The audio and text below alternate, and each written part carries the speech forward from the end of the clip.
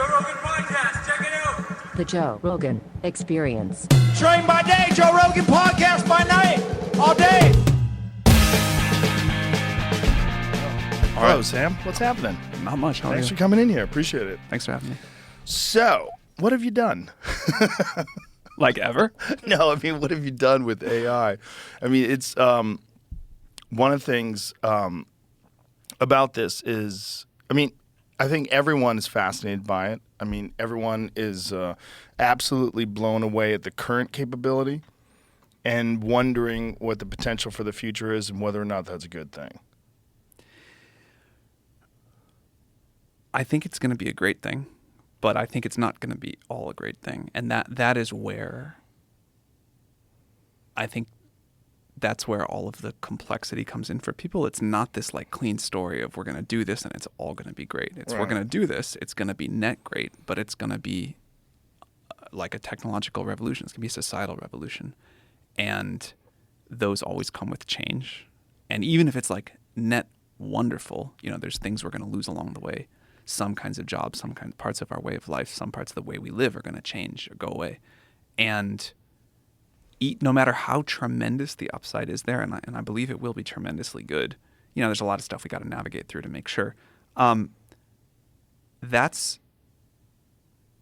a complicated thing for anyone to wrap their heads around, and there's, you know, deep and super understandable emotions around that. That's a very honest answer. That it's not all going to be good, but it seems inevitable at this point. I mean, it's definitely inevitable. My view of the world, you know, when you're like a kid in school, you learn about this technological revolution and then that one and then that one. And my view of the world now, sort of looking backwards and forwards, is that this is like one long technological revolution. And we had, first we had to figure out agriculture so that we had the resources and time to figure out how to build machines. Then we got this industrial revolution, and that made us learn about a lot of stuff, and a lot of other scientific discovery too. Let us do the computer revolution, and that's now letting us, as we scale up to these massive systems, do the AI revolution. But it really is just one long story of humans discovering science and technology and co-evolving with it. And I think it's the most exciting story of all time. I think it's how we get to this world of abundance. And although we do have these things to navigate, and there will be these downsides, if you think about what it means for the world and for people's quality of lives, if we can get to a world where the cost of intelligence and the abundance that comes with that, the cost dramatically falls, the abundance goes way up. I think we'll do the same thing with energy. And I think those are the two sort of key inputs to everything else we want. So if we can have abundant and cheap energy and intelligence, that will transform people's lives largely for the better. And I think it's going to, in the same way that if we could go back now 500 years and look at someone's life, we'd say, well, there's some great things, but they didn't have this, they didn't have that. Can you believe they didn't have modern medicine? That's what people are going to look back at us like, but in 50 years. When you think about the people that currently rely on jobs that AI will replace, when you think about whether it's truck drivers or automation workers, people that work in factory assembly lines, what, if anything, what strategies can be put to mitigate the negative downsides of those jobs being eliminated by AI? So I'll talk about some general thoughts, but I find making very specific predictions difficult because the way the technology goes has been so different than even my own intuitions, or certainly than my own intuitions. Maybe we should stop there and back up a little.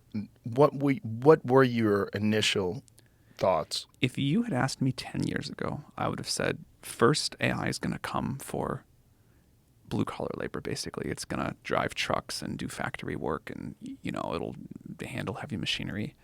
Then maybe after that, it'll do, like, some kinds of cognitive labor, kind of, you know, but not, it won't be off doing what I think of personally as the really hard stuff. It won't be off proving new mathematical theorems. It won't be off, you know, discovering new science. Won't be off writing code. And then eventually, maybe, but maybe last of all, maybe never, because human creativity is this magic special thing. Last of all, it'll come for the creative jobs. That's what I would have said. Now, it looks to me like, and for a while, AI is much better at doing tasks than doing jobs. It can do these little pieces super well, but sometimes it goes off the rails. It can't keep like very long coherence. So people are instead just able to do their existing jobs way more productively. But you really still need the human there today. And then B, it's going exactly the other direction. It could do the creative work first, stuff like coding second. They can do things like other kinds of cognitive labor third. And we're the furthest away from like humanoid robots. So back to the initial question. If we do have something that completely eliminates factory workers, completely eliminates truck drivers, delivery drivers, things along those lines, that creates this massive vacuum in our society.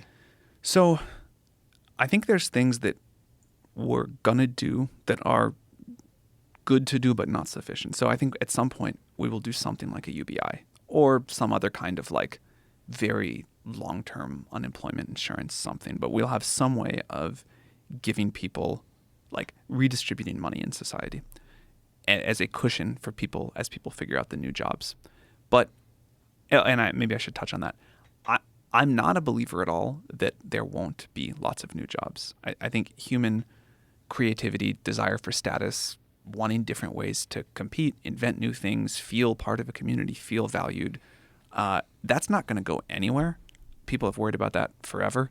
What happens is we get better tools and we just invent new things and more amazing things to do. And there's a big universe out there. And I think, I mean that like literally, in that there's like space is really big, but also there's just so much stuff we can all do if we do get to this world of abundant intelligence where you can sort of just think of a new idea and it gets created. But again, that doesn't, to the point we started with, that doesn't provide like great solace to people who are losing their jobs today. So saying there's going to be this great indefinite stuff in the future, people are like, what are we doing today? So, you know, I think we will as a society do things like UBI and other ways of redistribution, but I don't think that gets at the core of what people want. I think what people want is like agency, self-determination, the ability to play a role in architecting the future along with the rest of society, the ability to express themselves and create something meaningful to them. And also, I think a lot of people work jobs they hate, and I think we as a society are always a little bit confused about whether we want to work more or work less. But somehow that we all get to do something meaningful and we all get to play our role in driving the future forward. That's really important. And what I hope is as those long-haul truck driving jobs go away, which, you know, people have been wrong about predicting how fast that's going to happen, but it's going to happen. We figure out not just a way to solve the economic problem by like giving people the equivalent of money every month, but that there's a way that, and we have a lot of ideas about this, there's a way that we like share ownership and decision making over the future. A thing I say a lot about AGI is that everyone realizes we're going to have to share the benefits of that, but we also have to share like the decision making over it and access to the system itself. Like I'd be more excited about a world where we say, rather than give everybody on Earth like 1/8 billionth of the AGI money, which we should do that too, we say you get like 1/8 billionth of a 1/8 billionth slice of the system. You can sell it to somebody else. You can sell it to a company. You can pool it with other people. You can use it for whatever creative pursuit you want. You can use it to figure out how to start some new business. And with that, you get sort of like a voting right over how this is all going to be used. And so the better the AGI gets, the more your little 1/8 billionth ownership is worth to you. We were joking around the other day on the podcast where I was saying that what we need is an AI government. We should have an AI president and have AI just run make all things. the decisions. Yeah, have something that's completely unbiased, absolutely rational, has the accumulated knowledge of the entire human history at its disposal, including all knowledge of psychology and psychological study, including UBI, because that comes with a host of pitfalls and issues that people have with it. So I'll say something there. I think we're still very far away from a system that is capable enough and reliable enough that any of us would want that. But I'll tell you something I love about that. Someday, let's say that thing gets built.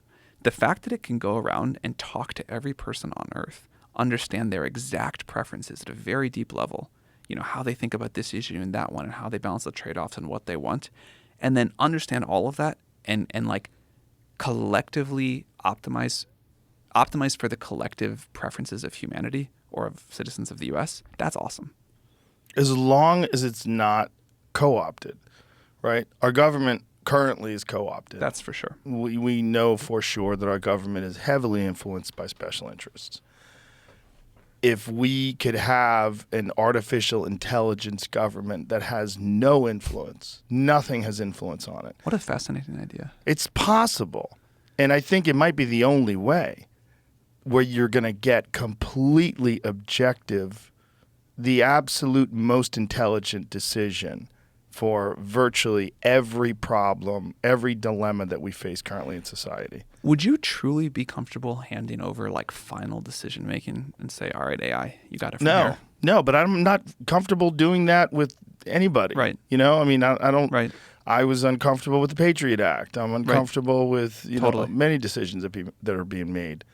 It's just there's so much obvious evidence that decisions that are being made are not being made in the best interest of the overall well of the people. It's being made in the decisions of whatever gigantic corporations that have donated to and whatever the military industrial complex and pharmaceutical industrial complex and then just the money. That's really what we know today, that money has a massive influence on our society and the choices that get made and the overall good or bad for the population.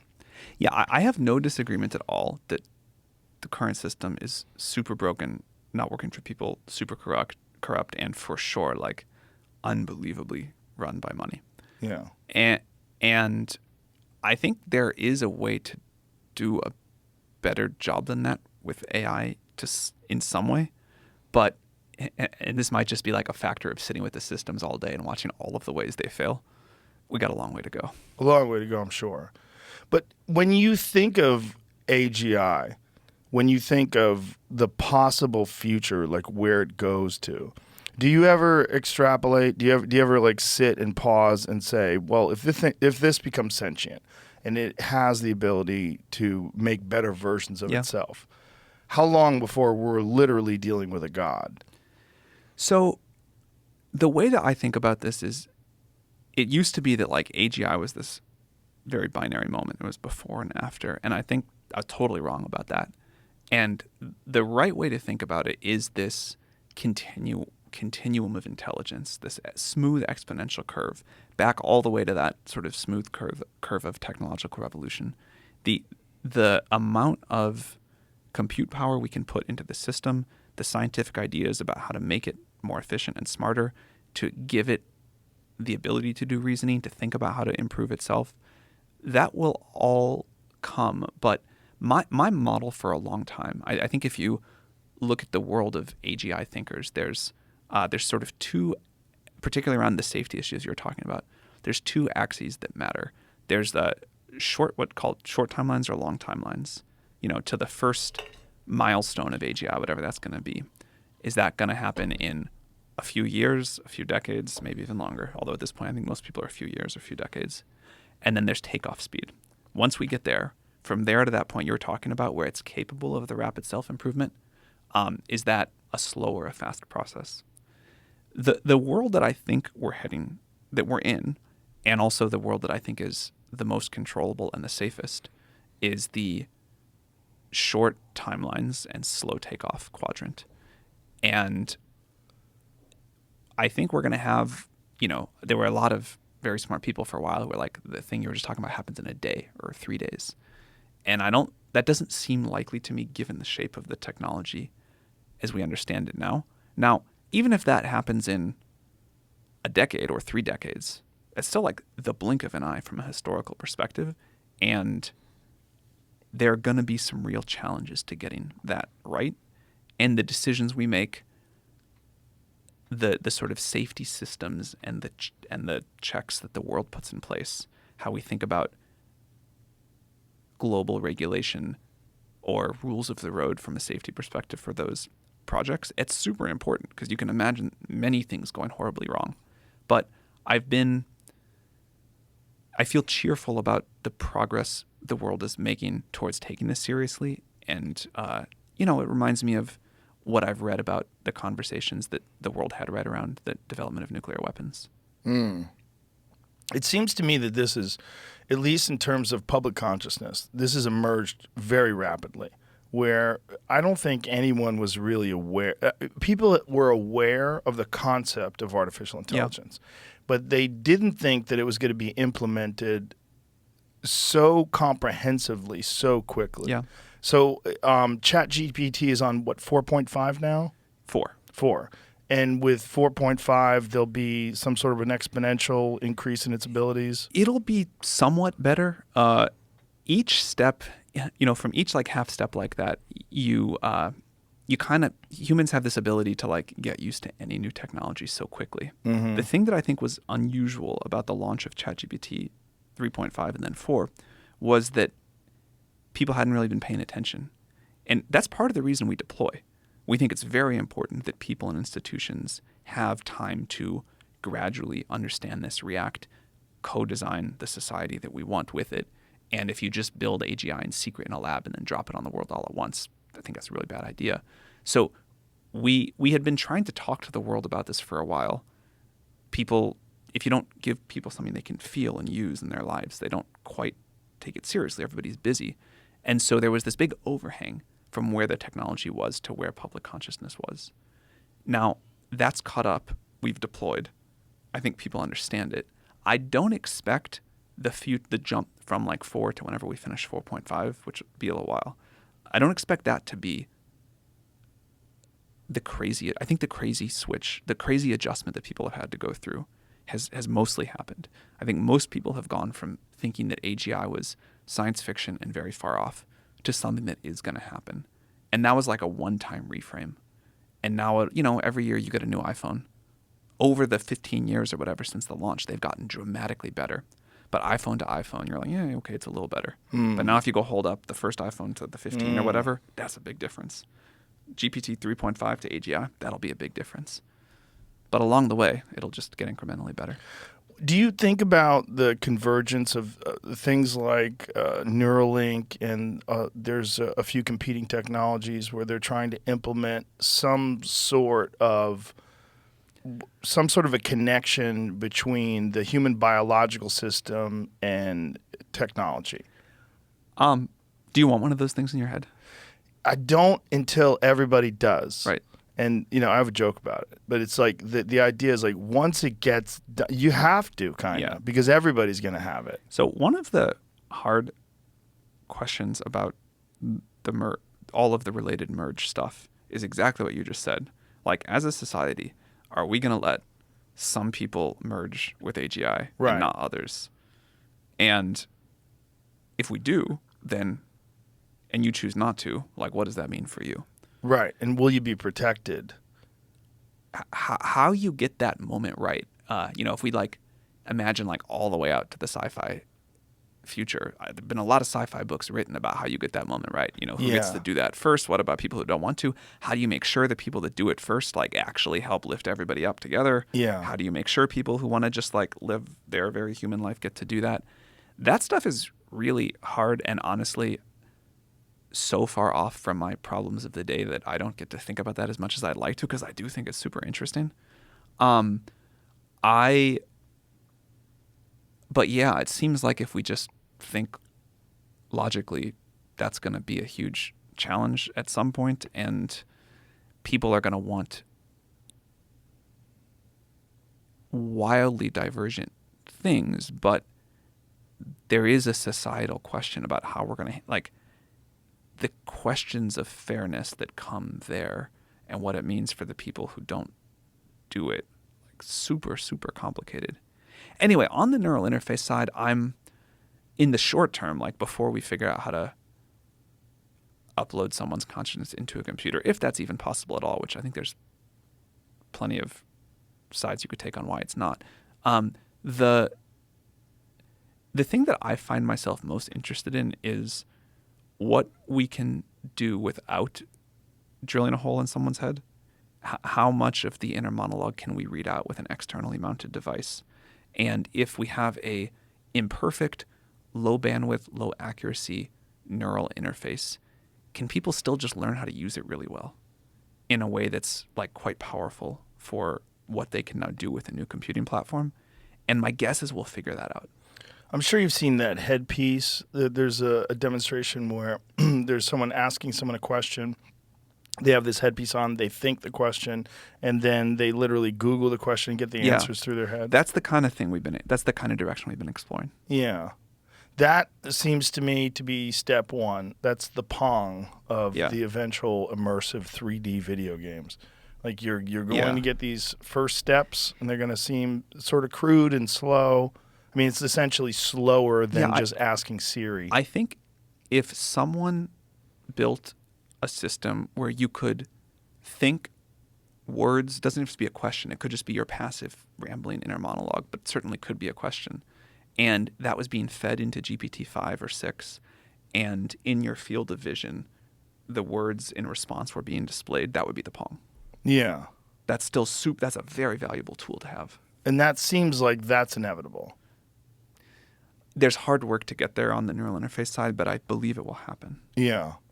I think so too. And my concern is that the initial adopters of this will have such a massive advantage over the general population. Well, that doesn't concern me because that's like that's just like better, that's a better computer. You're not like jacking your brain into something in a high risk thing. You know what you do when you don't want them? When you take off the glasses. Mm-hmm. So that feels fine. Well, this is just the external device then. Oh, I think we can do the kind of like read your thoughts with an external device at some point. Read your internal monologue. Interesting. And do you think we'll be able to communicate with an external device as well, telepathically, or semi-telepathically through technology? I do. Yeah. Yeah, I do. I think so too. My real concern is that once we take the step to use an actual neural interface, when there's an actual operation, and they're using some sort of an implant, and then that implant becomes more sophisticated. It's not the iPhone 1, now it's the iPhone 15. And as these things get better and better, we're on the road to cyborgs. We're on the road to, like, why would you want to be a biological person? Do you really want to live in a fucking log cabin when you can be in the Matrix? I mean, it seems like we're on this path. We're already a little bit down that path, right? Like if you take away someone's phone and they have to go function in the world today, they're at a disadvantage relative to everybody else. So that's like maybe that's like the lightest weight version of a merge we could imagine. But I think it's worth, like, if we go back to that earlier thing about the one exponential curve, I think it's worth saying we've like lifted off the x-axis already down this path, the tiniest bit. And yeah, even if you don't go all the way to like a neural interface, VR will get so good that some people just don't want to take it off that much. Right. And that's fine for them, as long as we can solve this question of how do we like think about what a balance of power means in a world. I think there will be many people, I'm certainly one of them, who's like, actually the human body and the human experience is pretty great. That log cabin in the woods, pretty awesome. I don't want to be there all the time. I'd love to go play the great video game. But like, I'm really happy to get to go there sometimes. Yeah, there's still human experiences that are just like great human experience. Just laughing with friends, kissing someone that you've never kissed before, that you're on a first date. Those kind of things they're real moments. It just laughs. Yeah. Having a glass of wine with a friend and just laughing. Not quite the same in VR. Yeah, it's now, not. When the VR goes super far, so you can't, it's like you are jacked in on your brain and you can't tell what's real and what's not. And then everybody gets like super deep on the simulation hypothesis or the like Eastern religion or whatever, and I don't know what happens at that point. Do you ever fuck around with simulation theory? Because the real problem is when you combine that with probability theory and you talk to the people that say, well, if you just look at the numbers, the probability that we're already in a simulation is much higher than the probability that we're not. It's never been clear to me what to do about it. It's like, okay, Right. that intellectually makes a lot of sense. Yeah. I think probably, sure. Yeah, Right. that seems convincing, but now this is what? my reality. Yeah. This is my life. Yeah. And I'm going to live it. And I've, from like 2 a.m. in my college freshman dorm hallway till now, I've made no more progress on it than that. Well, it seems like one of those. There's no, it's if it is a possibility, if it is real. First of all, once it happens, what are you going to do? I mean, that is the new reality, and in many ways, our new reality is as alien to hunter gatherers from 15,000 years ago as that would be to us now. I mean, we've already entered into some very bizarre territory where, I was just having a conversation with my kids. We were asking questions about something, and I always say, let's guess what percentage of that is this, and then we just Google it, and then just ask Siri, and we pull it up. Like, look at that.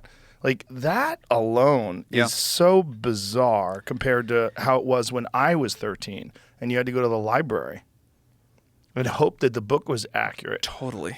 I was very annoyed I was reading about how horrible systems like ChatGPT and Google are from an environmental impact because it's, using like some extremely tiny amount of energy for each query, and how we're all destroying the world. And I was like, before that, people drove to the library. Let's talk about how much carbon they burned to answer this question versus what it takes now. Come on. But that's just people looking for some reason why something's bad. That's not a logical perspective. Totally. What we should be looking at is the spectacular changes that are possible through this. And all the problems, the insurmountable problems that we have with resources, with the environment, with cleaning up the ocean, climate change. There's so many problems that we need have. this to solve all of everything else. And that's why we need President AI. If AI could make every scientific discovery, but we still had human presidents, do you think we'd be okay? No, because those creeps would still be pocketing money, and they'd have offshore accounts, and it would always be a weird thing of corruption and how to mitigate that corruption, which is also one of the fascinating things about the current state of technology is that we're so much more aware of corruption.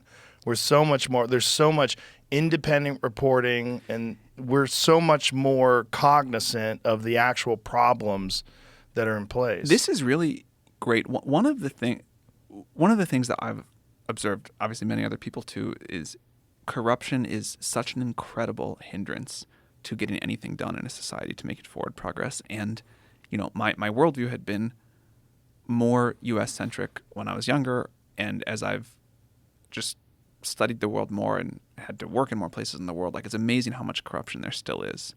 But the shift to a technologically enabled world, I think, is a major force against it because it's harder to hide stuff. And I do think corruption in the world will keep trending down. Because of its exposure through technology. It comes at a cost, and I think the loss that, like, I am very worried about how far the surveillance state could go here. But in a world where payments, for example, are no longer like bags of cash, but done somehow digitally, and somebody, even if you're using Bitcoin, can like watch those flows. I think that's like a corruption reducing thing. I agree, but I'm very worried about central bank digital currency and that being tied to a social credit score. That super against. Yeah, that scares the shit out of me. Super against. And the push to that that's not for the overall good of society. That's for control. I think there's many things that I'm disappointed that the U.S. government has done recently, but the war on crypto, which I think is we can't give this up, we're going to control this and all this, that's a thing that makes me quite sad about the country. It makes me quite sad about the country too, but then you also see with things like FTX, this can get, without regulation and without someone overseeing it, this can get really fucked.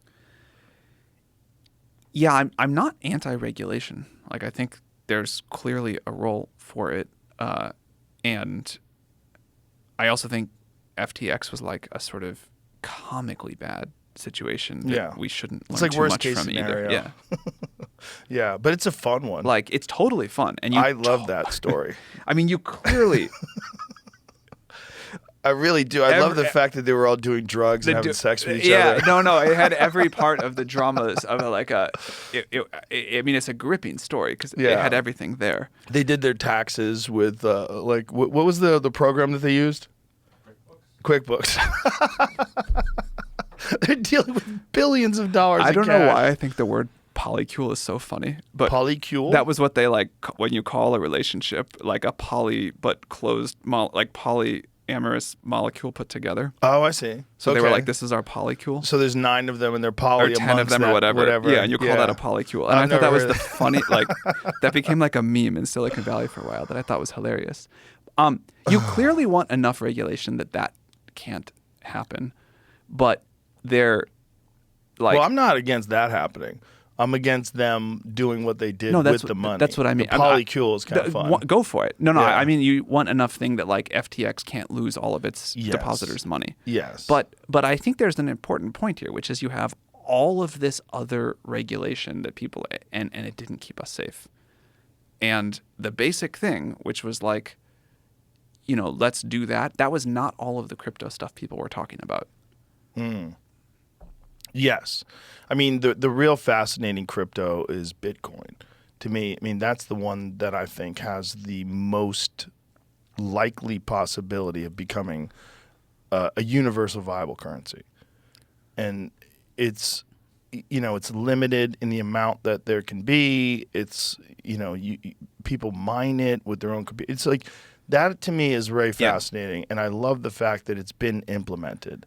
And that at least I've had Andreas Antonopoulos on the podcast, and when he talks about it, he's living it. He's spending all of his money. Everything he gets paid is in Bitcoin. He pays his rent in Bitcoin.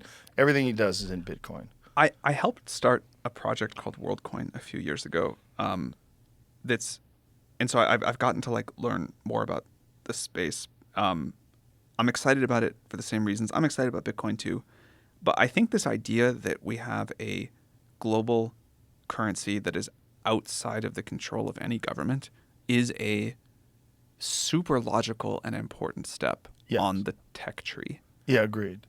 I mean, why should the government control currency? I mean, the government should be dealing with all the pressing environmental, social, infrastructure issues, foreign policy issues, economic issues.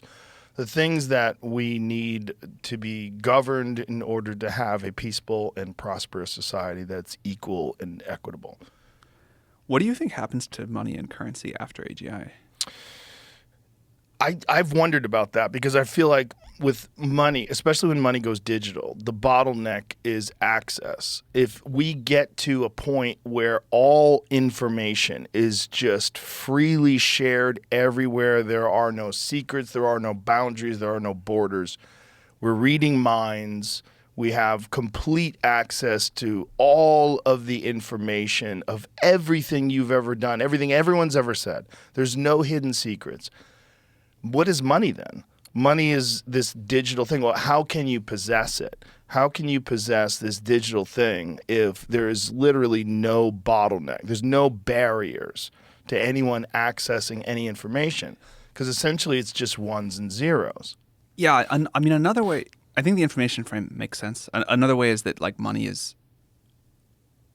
like a sort of way to trade labor or to trade like a limited number of hard assets like land and houses and whatever. And if you think about a world where like intellectual labor is just readily available and super cheap, then that's somehow very different. I think there will always be goods that we want to be scarce and expensive, but it'll only be those goods that we want to be scarce and expensive and services that still are.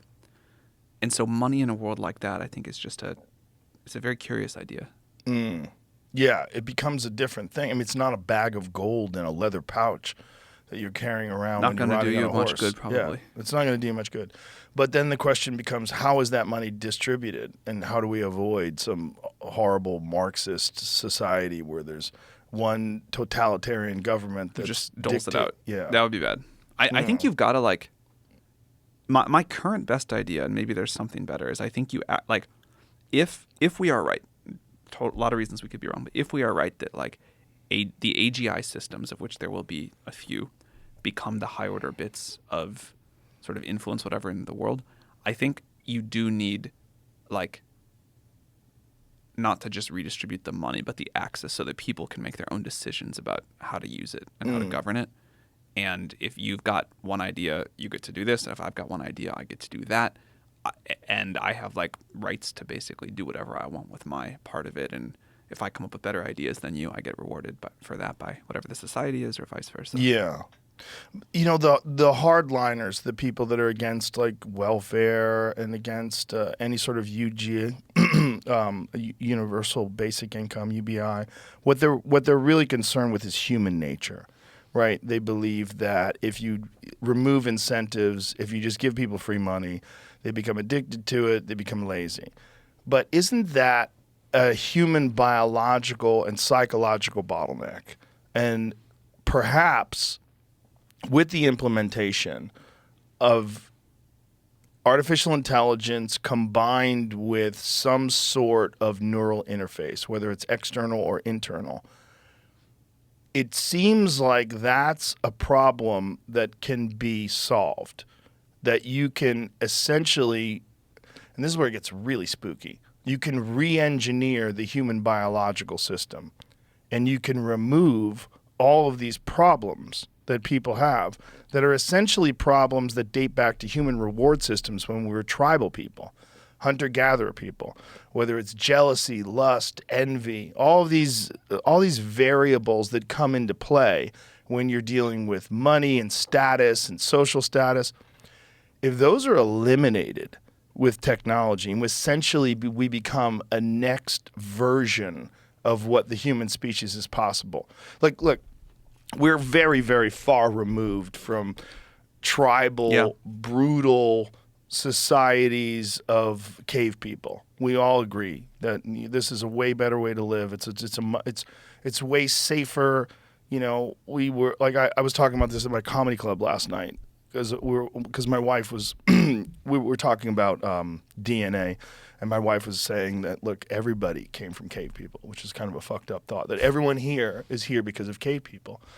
Well, all that's still in our DNA. All that's still, and these reward systems can be hijacked, and they can be hijacked by just giving people money. And like, you don't have to work, you don't have to do anything, you don't have to have ambition, you'll just have money and just lay around and do drugs. That's the fear that people have of giving people free money.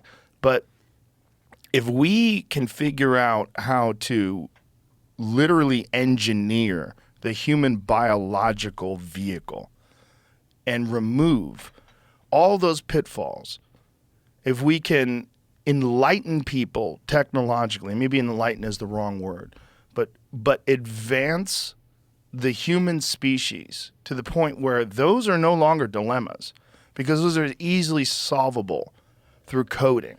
They're easily solvable through enhancing the human biological system, perhaps raising dopamine levels to the point where anger and fear and hate are impossible. They don't exist. And if you just had everyone on Molly, how many wars would there be? There'd be zero wars. I mean, I think if you could get everyone on Earth to all do Molly once on the same day, that'd be a tremendous thing. It would be. If you got everybody on Earth to do Molly every day, that'd be a real loss. But what if they did a low dose of Molly, where you just get to, where everybody greets people with love and affection, and there's no longer concern about competition. Instead, the concern is about the fascination of innovation and creation and creativity. Man, we could talk the rest of the time about this one topic. It's so interesting. I think if I could like push a button to like remove all human striving and conflict, I wouldn't do it, first of all. Like, I think that's a very important part of our story and experience. And also, I think we can see both from our own biological history and also from what we know about AI that very simple goal systems, fitness functions, reward models, whatever you want to call it, lead to incredibly impressive results. You know, if the biological imperative is survive and reproduce, look how far that has somehow gotten us as a society. All this stuff we have, all this technology, this building, whatever else, like that got here through an extremely simple goal in a very complex environment, leading to all of the richness and complexity of people fulfilling this biological imperative to some degree and wanting to impress each other. So I think like evolutionary fitness is a simple and unbelievably powerful idea. Now, could you carefully edit out every individual manifestation of that?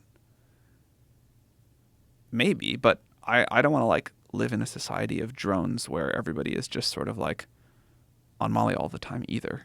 Like that doesn't seem like the right answer. Like I want us to continue to strive. I want us to continue to push back the frontier and go out and explore. And I actually think something's already gotten a little off track in society about all of that. And I don't know. I think like I thought I'd be older by the time I felt like the old guy complaining about the youth.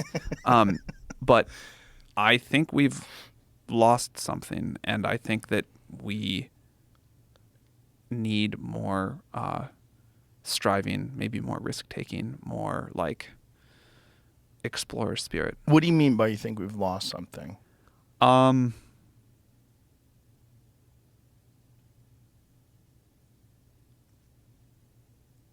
I mean, here's like a version of it very much from my own lens. I was a startup investor for a long time. And it often was the case that the very best startup founders were in their early or mid 20s or late 20s, maybe even. And now they skew much older. And what I want to know is in the world today, where are the super great 25-year-old founders?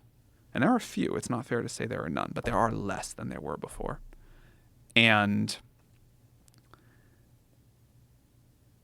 I think that's bad for society at all levels. I mean, like tech company founders is one example, but like people who go off and create something new, who push on a disagreeable or controversial idea, we need that to drive forward. We need that sort of spirit. We need people to be able to, put out ideas and be wrong and not be ostracized from society for it, or not have it be like, something that they get canceled for or whatever. We need people to be able to take a risk in their career because they believe in some important scientific quest that may not work out or may sound like really controversial or bad or whatever. Certainly when we started OpenAI and we were saying, we think this AGI thing is real and could be done, unlikely, but so important if it happens. And all of the older scientists in our field were saying, those people are irresponsible. You shouldn't talk about AGI. That's like, they're like selling a scam, or they're like, they're kind of being reckless and it's going to lead to an AGI winter. Like we said we believed. We said at the time, we knew it was unlikely, but it was an important quest. And we were going to go after it and kind of like fuck the haters. That's important to a society. What do you think is the origin? Like, why do you think there are less young people that are doing those kind of things now as opposed to a decade or two ago?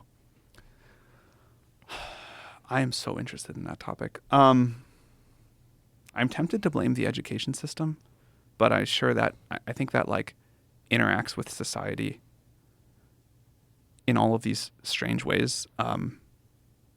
It's funny. There was this like thing all over my Twitter feed recently trying to talk about like what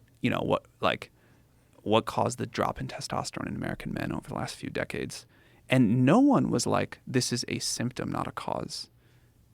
And everyone was like, oh, it's the microplastics, it's the birth control pills, it's the whatever, it's the whatever, it's the whatever.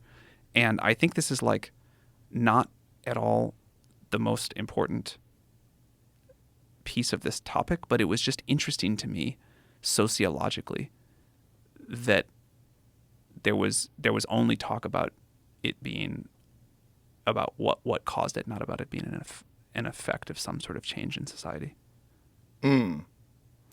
But isn't what caused it? Well, there's biological reasons why. Like when we talk about the phthalates and microplastic pesticides, environmental factors, those are real. Totally. And I don't again, I'm so far out of my depth and expertise here. It was just interesting to me that the only talk was about like biological factors and not that somehow society can have some sort of effect on. Well, society most certainly has an effect.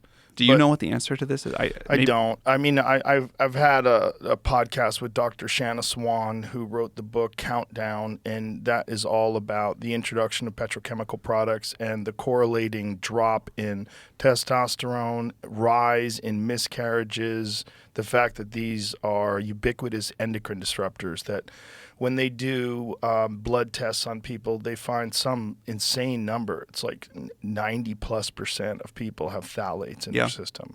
And I appreciate the metal cups. Yeah, we try to mitigate it as much as possible, but I mean, you're getting it. If you're microwaving food, you're fucking getting it. You're just getting it. If you eat processed food, you're getting it. You're getting a certain amount of microplastics in your diet, and estimates have been that it's as high as a credit card of microplastics per floating week around in your body. You consume a credit card of that a week.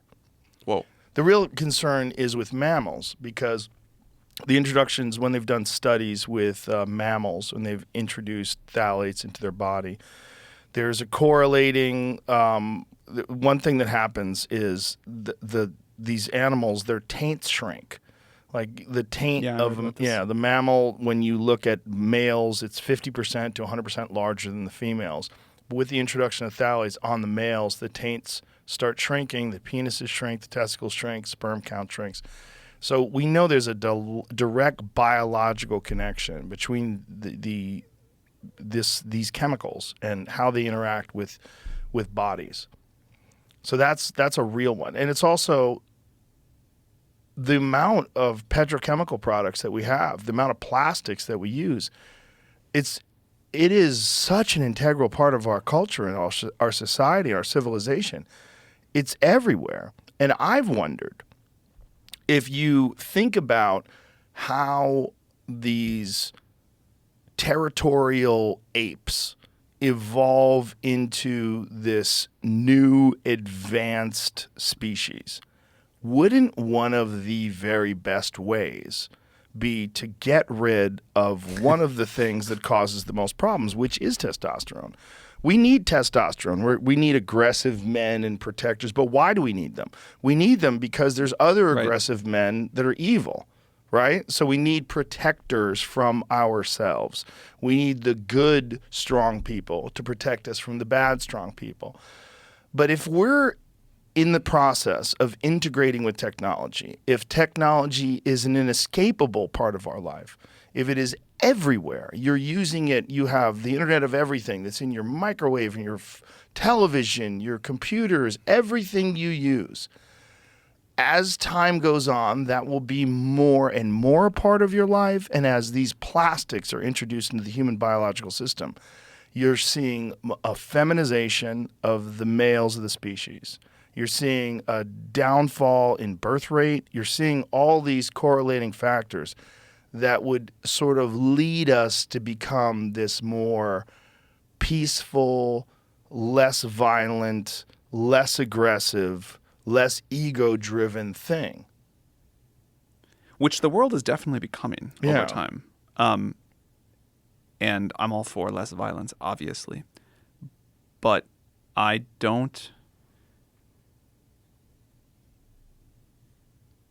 Look, obviously testosterone has many great things to say for it and some bad tendencies too. But I don't think a world, if we leave that out of the equation and just say like a world that has a spirit that, you know, we're gonna defend ourselves, we're going to we're going to find a way to like protect ourselves and our tribe and our society into this future, which you can get with lots of other ways. I think that's an important impulse. More than that, though, what I meant is about, if we go back to the issue of like, where are the young founders?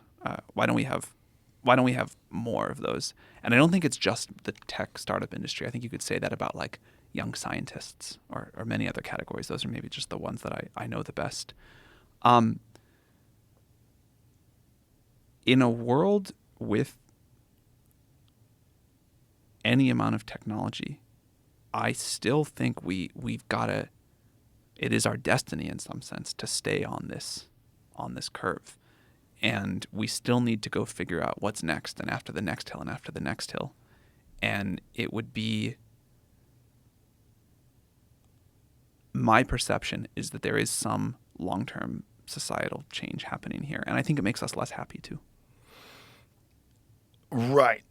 It may make us less happy.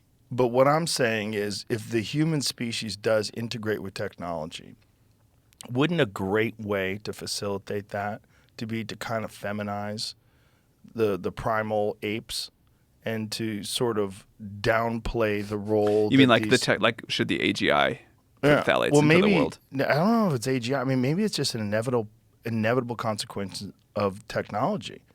Because especially the type of technology that we use, which does have so much plastic in it. And then on top of that, the technology that's involved in food systems, preservatives, all these different things that we use to make sure that people don't starve to death. We've made incredible strides in that. There are very few people in this country that starve to death. Yeah. It's not a primary issue. But violence is a primary issue. Yeah. But our concerns about violence and our concerns about testosterone and strong men and powerful people is only because we need to protect against need others. to protect against other Is that true? Same things. Is that really the only reason? Sure.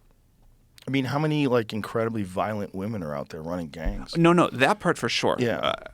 Clearly not very many. What I meant more is that the only reason that society values like strong masculinity? Yeah, I think so. I think it's a biological imperative, right?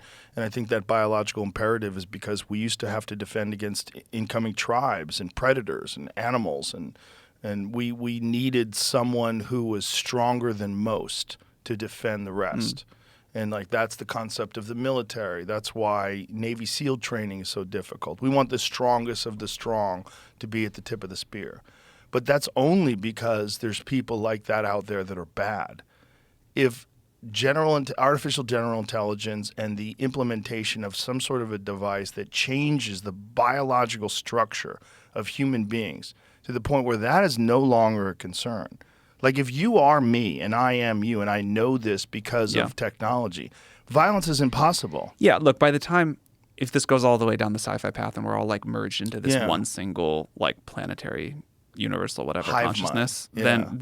then yes, you don't need testosterone. Need testosterone, but especially if we can reproduce through other methods. Like this is the alien hypothesis, right? Like why do they look so spindly and without any gender, and when they have these big heads and tiny mouths? They don't need physical strength. They don't need physical strength. They have some sort of a telepathic way of communicating. They probably don't need sounds with their mouths, and they don't need this urge that we have to conquer and to spread our DNA. Like that's so much of what people do is these reward systems that were established when we were territorial apes. There's a question to me about how much you can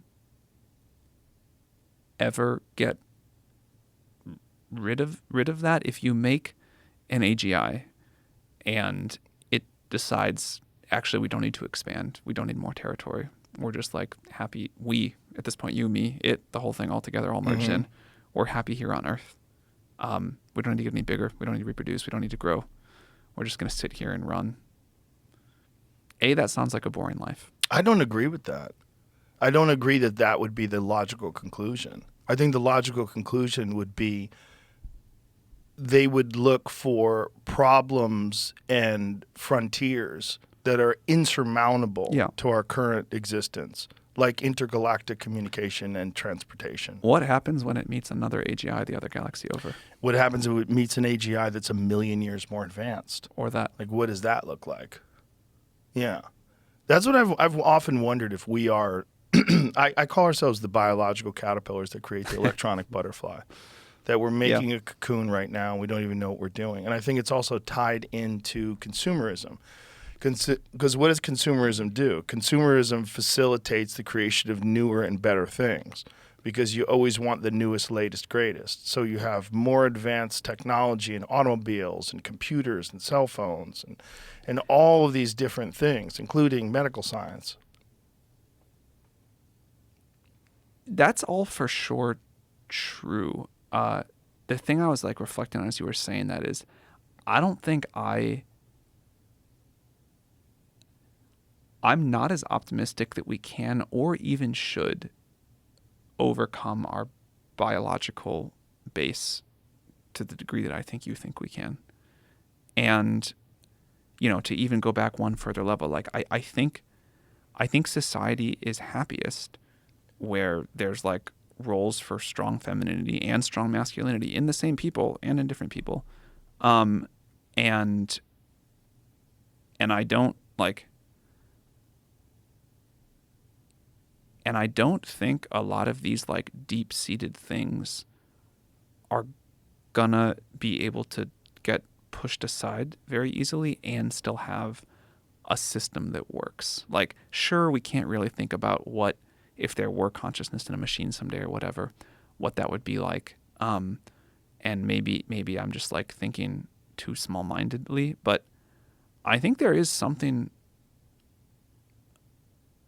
about us that has worked in a super deep way. And it took evolution a lot of search space to get here. But I wouldn't discount it too easily. But don't you think that cave people would probably have those same logical conclusions about life and sedentary lifestyle and sitting in front of a computer and not interacting with each other except through text? Well, I mean, isn't that like what you're saying is correct? how different do you think our motivations are today, and kind of what really brings us genuine joy, and how we're wired at some deep level differently than cave people? Clearly, lots of other things have changed. We've got much better tools. Mm-hmm. But how different do you think it really is? I think that's the problem, is that genetically, at the base level, there's not much difference. And that these reward systems are all we interact with all of them, whether it's ego, lust, passion, fury, anger, jealousy, all these different things. And you think some people will upload and edit those out? Yes. Yeah, I think that our concern with losing this aspect of what it means to be a person, this like the idea that we should always have conflict and struggle because conflict and struggle is how we facilitate progress, which is true, right? And combating evil is how the good gets greater and stronger if the good wins.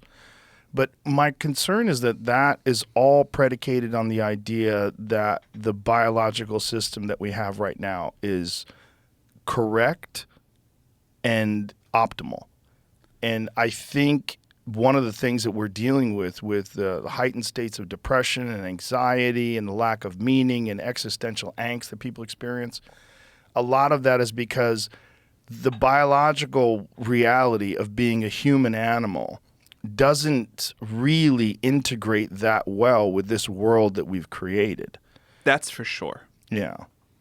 And I wonder if the solution to that is not find ways to find meaning with the biological, vessel that you've been given, but rather engineer those aspects that are problematic out of the system to create a truly enlightened being. Like one of the things, if you ask someone today, what are the odds that in 3 years there will be no war in the world? That's zero. Like nobody thinks, there's never been a time in human history where we haven't had war. If you had to say, what is our number one problem as a species? Well, I would say our number one problem is war. Our number one problem is this idea that it's okay to send massive groups Yeah. of people who don't know each other Yeah. to go murder massive groups of people that are somehow opposed because of the government, because of lines in the sand That's and territory. clearly an insane thing. It's an insane thing. How do you get rid of that? Well, one of the ways you get rid of that is to completely engineer out all of the human reward systems that pertain to the acquisition of resources. So what's left at that point? Well, we're a new thing. I think we've become a new thing. And what does that thing want? I think that new thing would probably want to interact with other new things that are even more advanced than it. I do believe that scientific curiosity can drive that can be a great frontier for a long time. Yeah. I think it can be a great frontier for a long time as well. I just wonder if what we're seeing with the drop in testosterone, because of microplastics, which sort of just snuck up on us, we didn't even know that it was an issue until people started studying. How certain is that at this point that that's what's happening? I don't know. I'm going to go study after this. It's a very good question. Dr. Shanna Swan believes that it's the primary driving factor of the sort of drop in testosterone and all miscarriage issues and low birth weights. All those things seem to have seems to be a direct factor environmentally. I'm sure there's other factors too.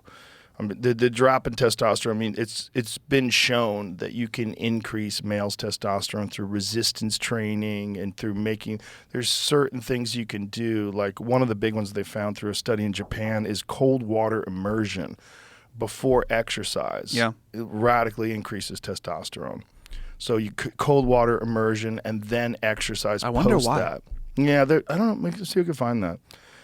But it's a fascinating field of study, but I think it has something to do with resilience and resistance and the fact that your body has to combat this external factor that's very extreme that causes the body to go into this state of preservation and the implementation of cold shock proteins and the reduction of inflammation, which also enhances the body's endocrine system. But then on top of that, this imperative that you have to become more resilient to survive this external factor that you've introduced into your life every single day. So there's ways, obviously, that you can make a human being more robust. You know, we know that we can do that through strength training, and that all that stuff actually does raise testosterone. Your diet can raise testosterone, and a poor diet will lower it and will hinder your endocrine system, will hinder your ability to produce growth hormone, melatonin, all these different factors. That seems to be something that we can fix in terms, or at least mitigate with decisions and choices and effort. But the fact that these petrochemical there's a graph that Dr. Shanna Swan has in her book that shows during the 1950s when they start using petrochemical products in everything, microwave, plastic, saran wrap, all this different stuff, there's a direct correlation between the implementation and the dip. And it all seems to line up, like that seems to be a primary factor. Does that have an equivalent impact on like estrogen-related hormones? That's a good question. Some of them actually, I know some of these chemicals that they're talking about actually increase estrogen in men. I don't know, but I do know that it increases miscarriages. So I just think it's overall disruptive to the human Definitely body. A societal-wide disruption of the endocrine system in a short period of time. Seems like a just bad and difficult to wrap our heads around. And then pollutants and environmental toxins on top of the pesticides and herbicides and all these other things and microplastics. There's a lot of factors that are leading our systems to not work well. But I just really wonder if this, are we just clinging on to this monkey body? Are we deciding? I like my monkey body. I do too. Listen, I love it. But I try to be very objective. And when I objectively look at it in terms of if you take where we are now and all of our problems and you look towards the future and what would be one way that you could mitigate a lot of these? And it would be the implementation of some sort of a telepathic technology where, you couldn't just text someone or tweet at someone something mean, because you would literally feel what they feel when you put that energy out there, and you would be repulsed.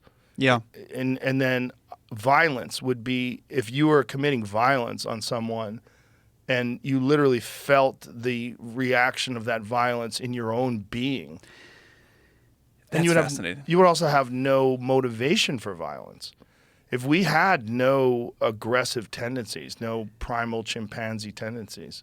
You know, it's true that violence in the world has obviously gone down a lot over the decades, but emotional violence is up a lot, and the internet has been horrible for that. Yeah. Like, I'm not going to walk over there and punch you because you look like a big, strong guy. You're going to punch me back, and also there's a societal convention not to do that.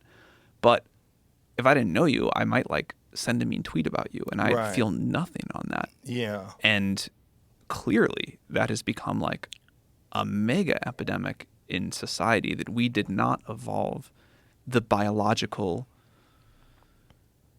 constraints on somehow. Yeah. And I'm actually very worried about how much that's already destabilized us and made us all miserable. It's certainly accentuated it. It's exacerbated all of our problems. I mean, if you read Jonathan Haidt's book, The Coddling of the American Mind, have you read it? Great book. Yeah, it's a great book, and it's very damaging to women, particularly young girls. Young girls growing up, there's a direct correlation between the invention of social media, the introduction to the iPhone, self-harm, suicide, online bullying. You know, like, people have always talked shit about people when no one's around. I think but the fact that they're doing it now openly to harm people. Horrible, obviously. I think it's Online. super damaging to men too. Maybe they just like talk about it less, but I don't think any of us are like set up for this. No one's set up for it. And, you know, I think famous people know that more than anyone. Well, we all get used to it. Yeah, you just get numb to it. Or if you're wise, you don't engage. You know, I don't engage. I don't even have any apps on my new phone. Yeah. I've decided, I got a new phone and I decided, okay, nothing. That's really smart. No Twitter. So I have a separate phone that if I have to post something, I pick up. But all I get on my new phone is text messages. And is that more just to like keep your mind pure and unpolluted? Yeah. And not tempt myself into just... You know how many fucking times I've got up to go to the bathroom first thing in the morning and spent an hour just sitting on the toilet scrolling through Instagram, like, for nothing? It does zero for me. And there's this thought that I'm going to get something out of it. I was thinking actually just yesterday about how, you know, we all have talked for so long about these algorithmic feeds are going to manipulate us in these big ways, and that will happen. But in the small ways already, where like scrolling Instagram is not even that fulfilling. Like, you finish that hour and you're like, I know that was a waste of my time. Yeah. But it was like over the threshold where you couldn't quite, it's hard to put the phone down. Right. You're just hoping that the next one's going to be interesting. And every now and then, the problem is every like 30th or 40th reel that I click on is wild. I wonder, by the way, if that's more powerful than if everyone was wild, if everyone was great. Sure. You know, it's like the slot You have to machine mine effect. for gold. Yeah. You don't just go out and pick it like daisies So it's where like it's out in the field if the everywhere. algorithm is like intentionally feeding you some shit along the way. Yeah. Well, there's just a lot of shit out there, unfortunately.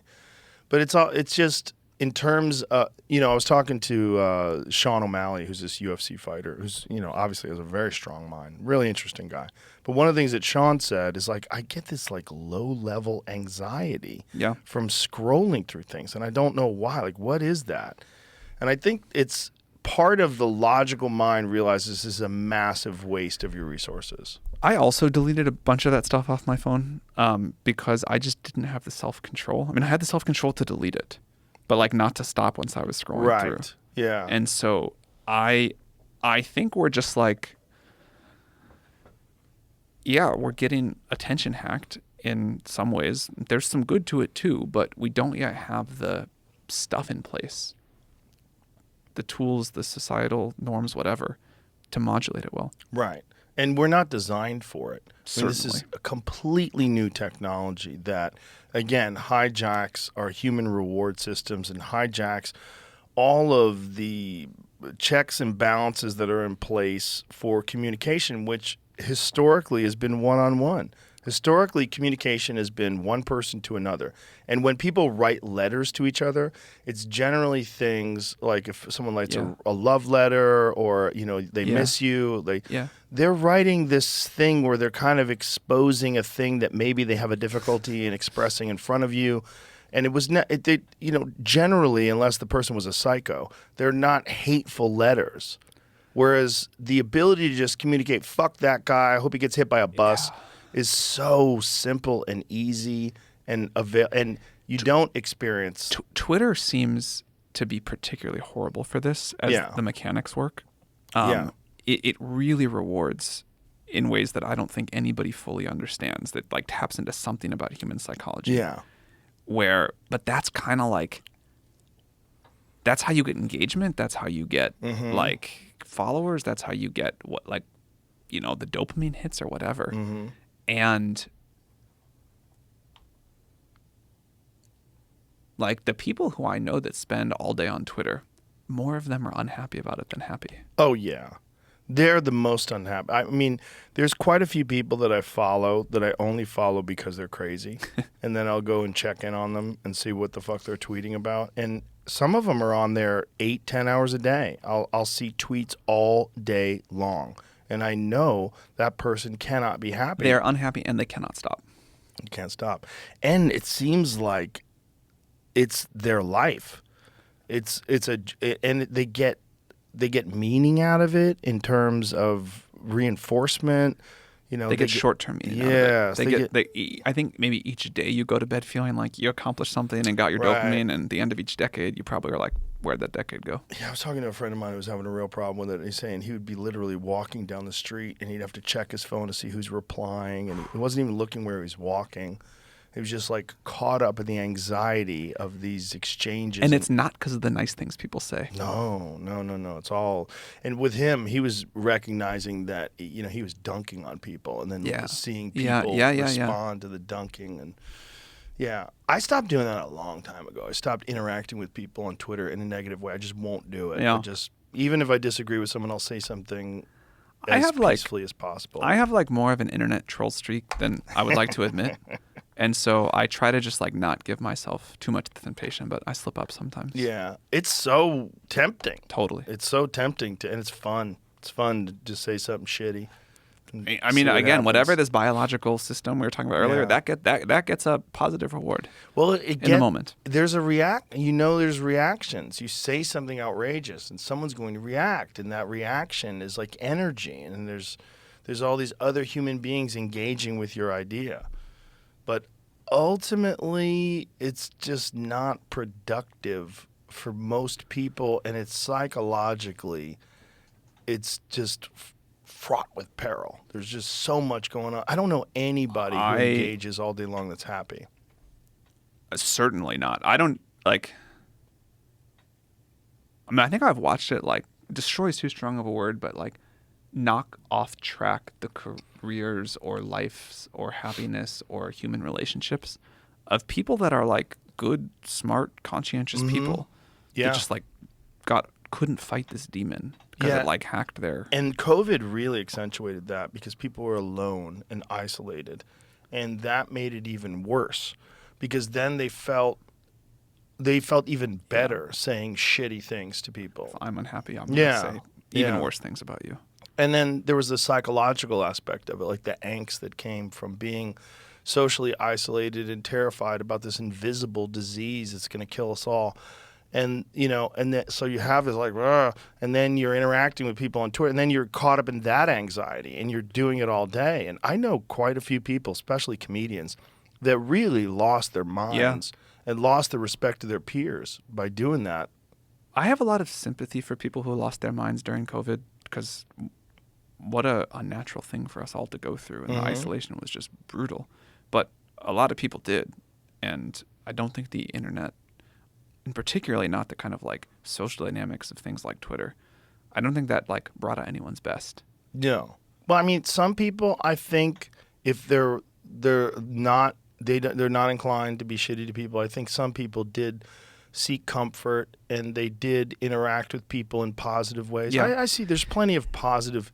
I think the thing is the negative interactions are so much more impactful. Yeah, I think there are a lot of people who use these systems for wonderful things. I didn't mean to imply that's not the case, but that's not what drives people's emotions after getting off the platform at the end of the day. Right. And it's also probably not, if you looked at a pie chart of the amount of interactions on Twitter, I would say a lot of them are shitting on people and being angry about How many things. of the people that you know that use Twitter those 8 or 10 hours a day are just saying wonderful things about other people all day versus the virulent? Very few. Yeah. Very few. I don't know any of them. I know. But then again, I wonder, with the implementation of some new technology that makes communication a very different thing than what we're currently, like what we're doing now with communication is less immersive than communicating one-on-one. You and I are talking, we're looking into each other's eyes, we're getting social cues, we're smiling at each other, we're laughing. It's a very natural way to talk. I wonder if through the implementation of technology, if it becomes even more immersive than a one-on-one conversation, even more interactive, and you will understand even more about the way a person feels about what you say, about that person's memory, that person's life, that person's history, their education, how it comes out of their mind, how their mind interacts with your mind, and you see them. You really see them.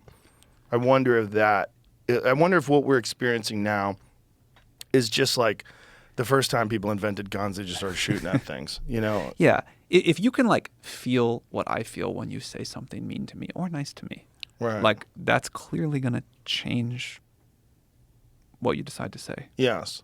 Yeah. Unless you're a psycho. Unless you're a psycho. And then what causes someone to be a psycho, and can that be engineered out? Imagine what we're talking about when we're dealing with the human mind. We're dealing with various diseases, bipolar, schizophrenia. Imagine a world where we can find the root cause of those things, and through coding and some sort of an implementation of technology that elevates dopamine and serotonin and does some things to people that eliminates all of those problems and allows people to communicate in a very pure way. It sounds great. It sounds great, but you're not going to have any rock and roll. Stand-up comedy will die. You'll have no violent movies. There's a lot of things that are going to go out the window. But maybe that is also part of the process of our evolution to the next stage of existence. Maybe. I feel genuinely confused on this. Well, I think you should be. We're going to find out. Yeah. To be sure how it's going to... That's insane. But I don't even have like... Hubris beyond belief. Right. From the... When did OpenAI... When did you first start this project? Like the very beginning, end of 2015, early 2016. And when you initially started this project, what kind of timeline did you have in mind, and has it stayed on that timeline, or is it just wildly out of control? I remember talking with John Schulman, one of our co-founders, early on, and he was like, yeah, I think it's going to be about a 15-year project. And I was like, yeah, it sounds about right to me.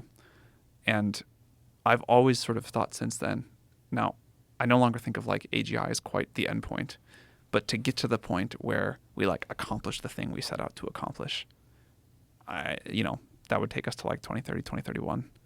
That has felt to me like all the way through kind of a reasonable estimate with huge error bars. And I kind of think we're on the trajectory I sort of would have assumed. And what did you think the impact on society would be? Like, did you, when you first started doing this, and you said, okay, if we are successful and we do create some massively advanced AGI, what is the implementation, and what is the impact on society? Did you sit there and have like a graph, like you had the pros on one side, the cons on the other? Did you just sort of abstractly consider? Well, we definitely talked a lot about the cons. many of us were super worried about, and still are, about safety and alignment. And if we build these systems, we can all see the great future. That's easy to imagine. But if something goes horribly wrong, it's like really horribly wrong. And so there was a lot of discussion about, and really a big part of the founding spirit of this is like, how are we going to solve this safety problem? What does that even mean?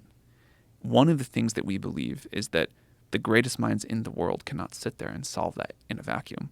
You've got to like have contact with reality. You've got to see where the technology goes. Practice plays out in a stranger way than theory. And that's certainly proven true for us. But we had a long list of, well, I don't know if we had a long list of cons. We had a very intense list of cons because, you know, there's like all of the last decades of sci-fi telling you about how this goes wrong and why you're supposed to shoot me right now. Yeah. And I'm sure you've seen the John Connor Chat GPT. I haven't. Memes. What is it? It's like, you know, John Connor from the Terminator, the kid, looking at you when you open up Chat GPT. Yeah. So that stuff we were like very clear in our minds on. Now, I think we understand there's a lot of work to do, but we understand more about how to make AI safe in the AI safety gets overloaded. Like, you know, does it mean don't say something people find offensive, or does it mean don't destroy all of humanity, or some continuum? And I think the word is like gotten overloaded. But in terms of the like not destroy all of humanity version of it, we have a lot of work to do. But I think we have finally more ideas about what can work. And given the way the systems are going, we have a lot more opportunities available to us to solve it than I thought we would have, given the direction that we initially thought the technology was going to go. So that's good. On the positive side, the thing that I was most excited about then and remain most excited about now is, what if this system can dramatically increase the rate of scientific knowledge in society?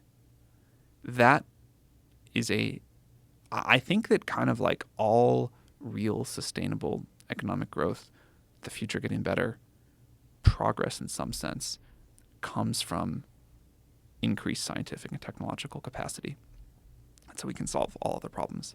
And if the AI can help us do that, that's always been the thing I've been most excited about. Well, it certainly seems like that is the greatest positive potential of AI. It is to solve a lot of the problems that human beings have had forever, a lot of the societal problems that seem to be, I mean, that's what I was talking about an AI president. I'm kind of not joking, because I feel like if something was hyper intelligent and aware of all the variables with no human bias and no incentives, other than here's your program, the greater good for the community of the United States and the greater good for that community as it interacts with the rest of the world. The elimination of these dictators, whether they're elected or non-elected, who impose their will on the population because they have a vested interest in protecting special interest groups and industry. I think as long as, the thing that I find scary when you say that is it feels like it's humanity not in control. And right. I reflexively don't like that. But if it's instead like it is the collective will of humanity being expressed without the mistranslation and corrupting influences along the way, then I can see it. Is that possible? It seems like it would be. It seems like if it was programmed in that regard to do the greater good for humanity and take into account the values of humanity, the needs of humanity. There's something about the phrase "do the greater good for humanity." I know, it's terrifying. It's very Orwellian. All of it is. But also, so is artificial general intelligence. For sure. Open the door, I Hal. wish I had worked on, something that was less morally fraught. But do you? Because it's really exciting. I cannot imagine a cooler thing to work on. I feel unbelievably. Right. I feel like the luckiest person on earth. That's awesome. It is not. It's not on easy mode. Let's say that. Oh, yeah. This is not life on easy mode. No. I mean, you are at the forefront of one of the most spectacular changes in human history. And I would say more spectacular than the implementation of the internet. I think the implementation of the internet was the first baby steps of this, and that artificial general intelligence is it is the internet on steroids. It's the internet in hyperspace. What I would say is it's the next step, and there'll be more steps after, but it's our most exciting step yet. Yeah. My wonder is, what are those next steps after? Isn't that so exciting to think about? It's very exciting. I think we're the last people. I really do. I think we're the last of the biological people with all the biological problems. I think there's And do you feel excited about that? I just think that's just what it is. You're just fine with it. It is what it is, I mean, I don't think you can control it at this point, other than some massive natural disaster that resets us back to the Stone Age, which is also something we should be very concerned with, because it seems like that happens a lot and we're not aware of it, because the timeline of a human body is so small. The timeline of the human existence as a person is 100 years if you're lucky, but yet the timeline of the Earth is billions of years. And if you look at how many times life on Earth has been reset by comets slamming into the Earth and just completely eliminating all technological advancement, it seems like it's happened multiple times in recorded history. I always think we don't think about that quite enough. We talked about the simulation hypothesis earlier. It's had this big resurgence in the tech industry recently. One of the new takes on it as we get closer to AGI is that, if ancestors were simulating us, the time they'd want to simulate again and again is right up to the lead up to the creation of AGI. Yeah. So it seems very crazy we're living through this time, but it's not a coincidence at all. This is the time that is after we had enough cell phones out in the world, like recording tons of video to train the video model of the world that's all being like jacked into us now via brain implants or whatever. And before everything goes really crazy with AGI. And it's also this interesting time to simulate, like, can we get through? Does the asteroid come right before we get there for dramatic tension? Like, do we figure out how to make this safe? Do we figure out how to societally agree on it? So that's led to like a lot more people believing in it than before, I think.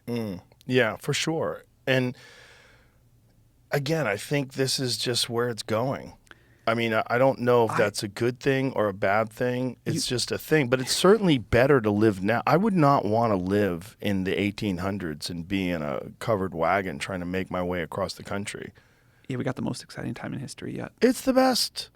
It's the best, but it's also has the most problems, the most social problems, the most awareness of social, environmental, infrastructure, the issues we get to go solve them. Yeah. And I intuitively, I think I feel something somewhat different than you, which is I think humans in something close to this form are going to be around for a lot longer than, I don't think we're the last humans. How long do you think we have? Like longer than a time frame I can reason about. Really? Now, there may be I could totally imagine a world where some people decide to merge and go off exploring the universe with AI, and there's a big universe out there. But can I really imagine a world where, short of a natural disaster, there are not humans pretty similar to humans from today on Earth doing human-like things, and the sort of spirit of humanity merged into these other things that are out there doing their thing in the universe? It's very hard for me to actually see that happening. And maybe that means I'm going to turn out to be a dinosaur and Luddite and horribly wrong in this prediction. But I would say I feel it more over time as we make progress with AI, not less. Yeah, I don't feel that at all. I feel like we're done. In a few years. No. A few decades. Maybe a generation or two. It'll probably be a gradual change, like wearing of clothes. I don't think everybody wore clothes when they invented clothes. I think it probably took a while. When someone figured out shoes, I think that probably took a while. When they figured out structures, doors, houses, cities, agriculture, All those things were slowly implemented over time and then now become everywhere. And I think this is far more transformative. And is part of that because you don't think there will be an option for some people not to merge? Right. Just like there's not an option for some people to not have telephones anymore. It's like I used to have friends like, I don't even have email. Right. Those people don't exist anymore. Right. They all have email. Right. Everyone has a phone, at least a flip phone. I know some people that they just can't handle social media and all that jazz. They went to a flip phone. Good for them. I don't know if this is true or not. I've heard you can't like walk into an AT&T store anymore and still buy a flip phone. I heard that just changed. You can? Oh, really? Someone told Maybe. me this, but I don't know if it's true. Verizon still has them. Okay. I was just there. They still have flip phones. I was like, I like it. I like this fucking little thing that you just call people. And I always like romanticize about going to that. But my step was to go to a phone that has nothing on it but text messages. And that's been a few days. Feeling good so far? Yeah, it's good, you know. I still have my other phone that I use for social media, but when I pick that motherfucker up, I start scrolling through YouTube and watching videos and scrolling through TikTok or Instagram. And I don't have TikTok, but I tried Threads for a little while, but I'm like, oh, it's like a fucking ghost town. So I went right back to X. I live on a ranch during the weekends, and there's Nice. Wi-Fi in the house, but there's no cell phone coverage anywhere else. Mm. And it's every week I forget how nice it is and what a change it is to go for a walk with no cell phone coverage. It's good for your mind for It's some strange reason. unbelievable for your mind. And I think we have like so quickly lost something. Mm-hmm. Like out of service just doesn't happen. That doesn't even happen on airplanes anymore. Right. You know? Like, but that, like hours where your phone just cannot buzz. Yeah. No text message either. Nothing. I think that's a really healthy thing. I dropped my phone once when I was in Lanai, and I think it was the last time I dropped the phone. The phone was like, we're done. And it just started calling people randomly. Like, it would just call people, and I'd hang it up, and it would call another person. I'd hang it up, and I was showing my wife. I was like, look at this. This is crazy. It's just calling people. And so the phone was broken. And so I had to order a phone, and we were on vacation for like 8 days. And it took 3 days for Apple to get me a phone. I bet you had a great 3 days. It was amazing. It was amazing because when I was hanging out with my family, I was totally present. There was no options. And I wasn't thinking about checking my phone because it didn't exist. I didn't have one. And there was a alleviation of, again, what Sean was talking about, that low level of anxiety. This sort of like, that you have when you always want to check your phone. Yeah, I think that thing, it's so bad. We have not figured out yet, like the technology has moved so fast, biology moves very slowly. We have not figured out how we're going to function in a society and get those occasional times when, you know, your phone is broken for 3 days. Yeah. Or you go for a walk with no service. But it's like, I very much feel like my phone controls me, not the other way around. Uh-huh. And I hate it, but I haven't figured out what to do about it. Well, that's what I'm worried about with future technology, is that this, which was so unanticipated, if you'd imagine a world when you can imagine going up to someone in 1984 and pointing to a phone and saying, one day that'll be in your pocket, it's going to ruin your life. You're like, what? Like, yeah, one day people are going to be jerking off to that thing. You're like, what? One day people are going to be watching people get murdered on Instagram. I've seen so many murders on Instagram over the last few months. Really? I've never seen one. It's been a bad timeline. Me and my friend Tom Segura, every morning we text each other the worst things that we find on Instagram. Why? For fun. He's a comedian. Okay. We're both comedians. That's fun to you? Yeah. This is fucking All right. just ridiculous. I mean, just crazy car accidents, people getting gored by bulls, and like we try to top each other. So every day he's sending me the most. Every day when I wake up and I check, Tom, fuck, what do you got? You know, it's Can you explain what's fun about that? well, he's a comic and I'm a comic, and comics like chaos. We like ridiculous, outrageous shit that is just so far beyond the norm of what you experience in a regular day.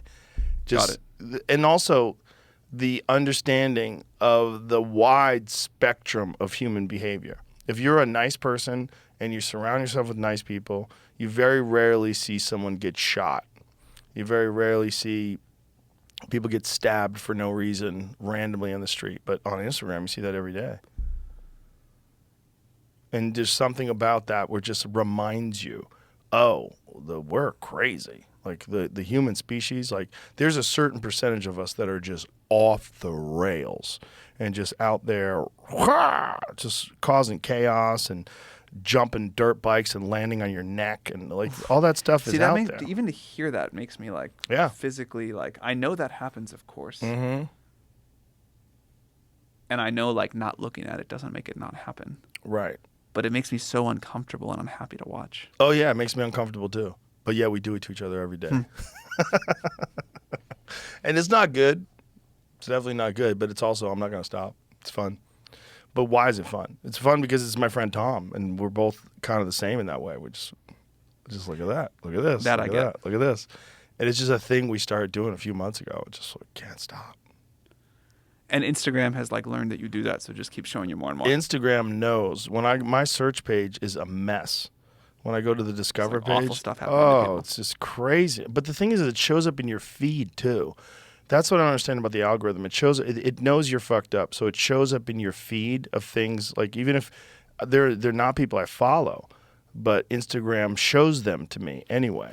I heard an interesting thing a few days ago about Instagram and the feed, which is if you use it at off hours, when they have more processing capability available because less people are using it, you get better recommendations. So your feed will be better in like the middle of the night.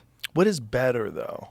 Doesn't your feed more addictive to you or whatever? Right. So for me, better would be more murders, more animal attacks. Sounds horrible. It's horrible. But it's just, it seems to know that's what I like. It seems to know that that's what I interact with. So it's just sending me that most of the time. Yeah. That probably has all kinds of crazy psychological effects. I'm sure.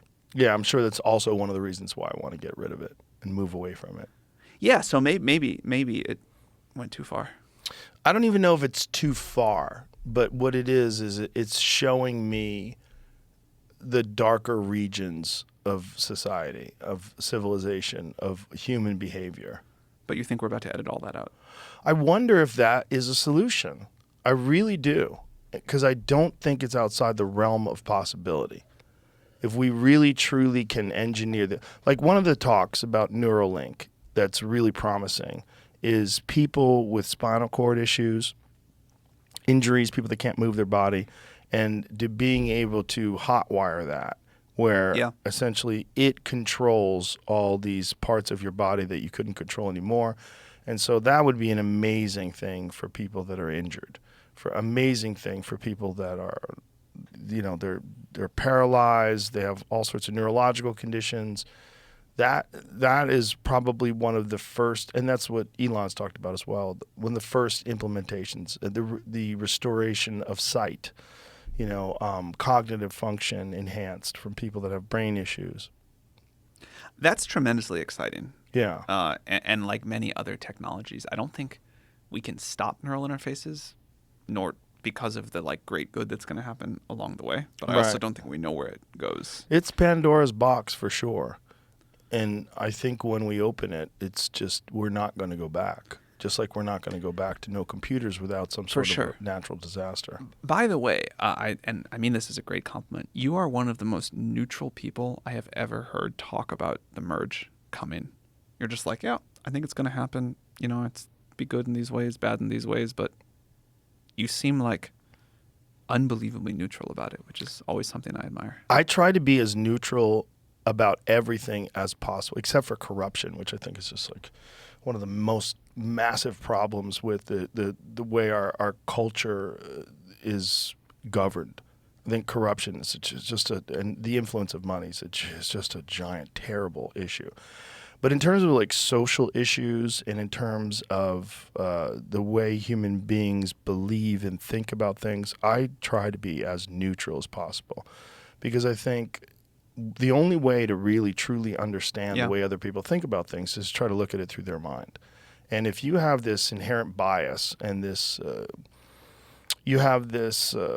like very rigid view of what's good and bad and right and wrong, I don't think that serves you very well for understanding why people differ. And so I try to be as neutral and as objective as possible when I look at anything. And this is a skill that I've learned. This is not something I had in 2009 when I started this podcast. This podcast I started just fucking around with friends, and I had no idea what it was. I mean, there's no way I could have ever known. But also had no idea what it was going to do to me in, as far as the evolution of me as a human being. I am so much nicer.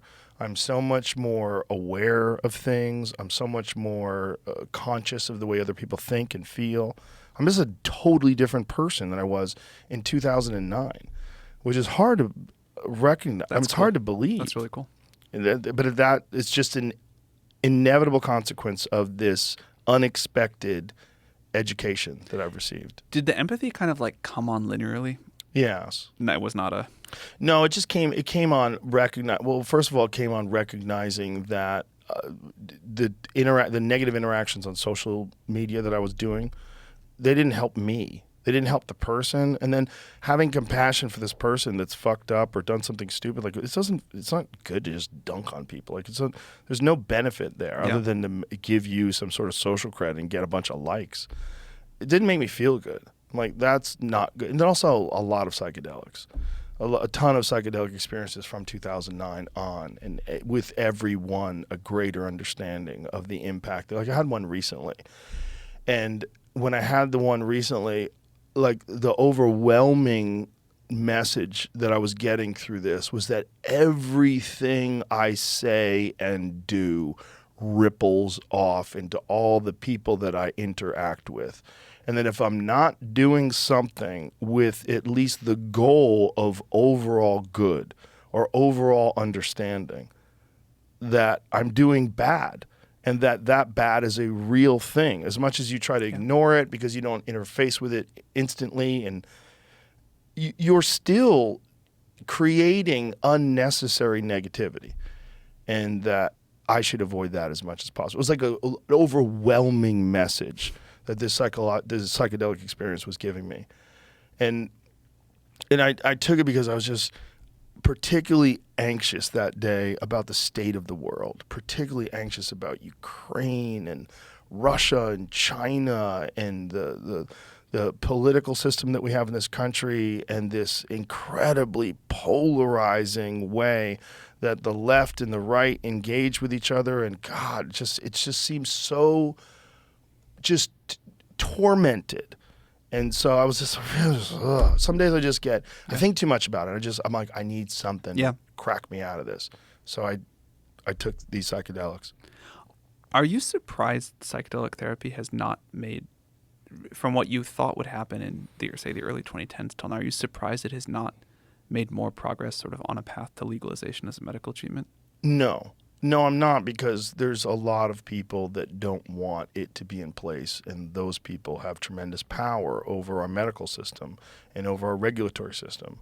And those people have also not experienced these psychedelics. There's very few people that have experienced profound psychedelic experiences that don't think there's an overall good for those things. So the problem is you're having these laws and these rules implemented by people who are completely ignorant about the positive effects of these things. And if you know the history of psychedelic prohibition in this country, it all took place during 1970, and it was really to stop the civil rights movement, and it was really to stop the anti-war movement. And they tried to find a way to make all these things that these people were doing that was causing them to think in these very different ways, this tune in, turn on, drop out. They just wanted to put a fucking halt to that. What better way than to lock everyone who participates in that in cages? Find the people who are producing it, lock them in cages, put them in jail for the rest of their life, make sure it's illegal, arrest people, put the busts on television, make sure that people are aware. And then there's also, you connect it to drugs that are inherently dangerous for society and detrimental, the fentanyl crisis, the crack cocaine crisis that we experienced in the 90s. Like all of those things, they're under the blanket of drugs. Psychedelic drugs are also talked about like drugs, even though they have these profound spiritual and psychological changes that they, imbibe in a I person. remember when I was in elementary school and I was in like drug education, they talked about, marijuana is really bad because it's a gateway to these other things, and there's this bad one, that bad one, heroin, whatever. And the very end of the line, the worst possible thing is LSD. Did you take LSD and go, oh, they're lying? Psychedelic therapy was definitely one of the like most important things in my life, and I assumed, given how powerful it was for me, like I struggled with like all kinds of anxiety and other negative things, and to like watch all of that go away in Like that. like I traveled to another country for like a week, did a few things, came back, a totally different person. And I was like, I've been lied to my whole life. Yeah. I'm so grateful that this happened to me now. Talked to a bunch of other people, all similar experiences. I assumed, this was a while ago, I assumed it was, and I was like, very interested in what was happening in the US. I was like, particularly like looking at where MDMA and psilocybin were on the path. And I was like, all right, this is going to get through. Like this is going to like change the mental health of a lot of people in a really positive way. And I am surprised we have not made faster progress there, but I'm still optimistic we will. Well, we have made so much progress from the time of the 1990s. In the 1990s, you never heard about psychedelic retreats. You never heard about people taking these vacations. You never heard about people getting together in groups and doing these things and coming back with these profound experiences that they relayed to other people, and literally seeing people change, seeing who they are change, seeing people become less selfish, less toxic, less mean, and more empathetic and more understanding. Totally. Yeah, I can only talk about it from a personal experience. It's been a radical change in my life, as well as, again, having all these conversations with different people. I feel so fortunate to be able to do this, that I've had so many different conversations with so many different people that think so differently, and so many exceptional people that have accomplished so many incredible things. And you get to sort of understand the way their mind works and the way they see the world, the way they interface with things. It's awesome. It's pretty fucking cool. And that is one of the cooler things about being a human, that you can find a way to mitigate all the negative aspects of the monkey body. And that there are tools that are in place. But unfortunately, in this very prohibitive society, this society of prohibition, we're denied those. And we're denied ones that have never killed anybody, which is really bizarre when OxyContin can still be prescribed. What's the deal with why we can't make, if we leave like why we can't get these medicines that have transformed people's lives like more available? What's the deal with why we can't stop the opioid crisis? Or like fentanyl seems like just an unbelievable crisis for San Francisco. You remember when the beginning of the conversation when you said that AI will do a lot of good, overall good, but also not no harm? If we legalize drugs, all drugs, that would do the same thing. Would you advocate to legalize all drugs? It's a very complicated question, because I think you're going to have a lot of addicts that wouldn't be addicts. You're going to have a lot of people's lives destroyed because it's legal. There's a lot of people that may not be psychologically capable of handling things. Maybe they already have, like, that's the thing about psychedelics. They do not ever recommend them for people that have a slippery grasp on reality as it is. For sure. People that are struggling, people that are already on a bunch of medications that allow them to just keep a steady state of existence in the normal world. If you just fucking bombard them with psilocybin, who knows what kind of an effect that's going to have, and whether or not they're psychologically too fragile to recover from that. I mean, there's many, many stories of people taking too much acid and never coming back. Yeah. Yeah, these are like... powerful doesn't seem to like begin to cover it. Right. Yeah. But there's also, what is it about humans that are constantly looking to perturb their normal state of consciousness?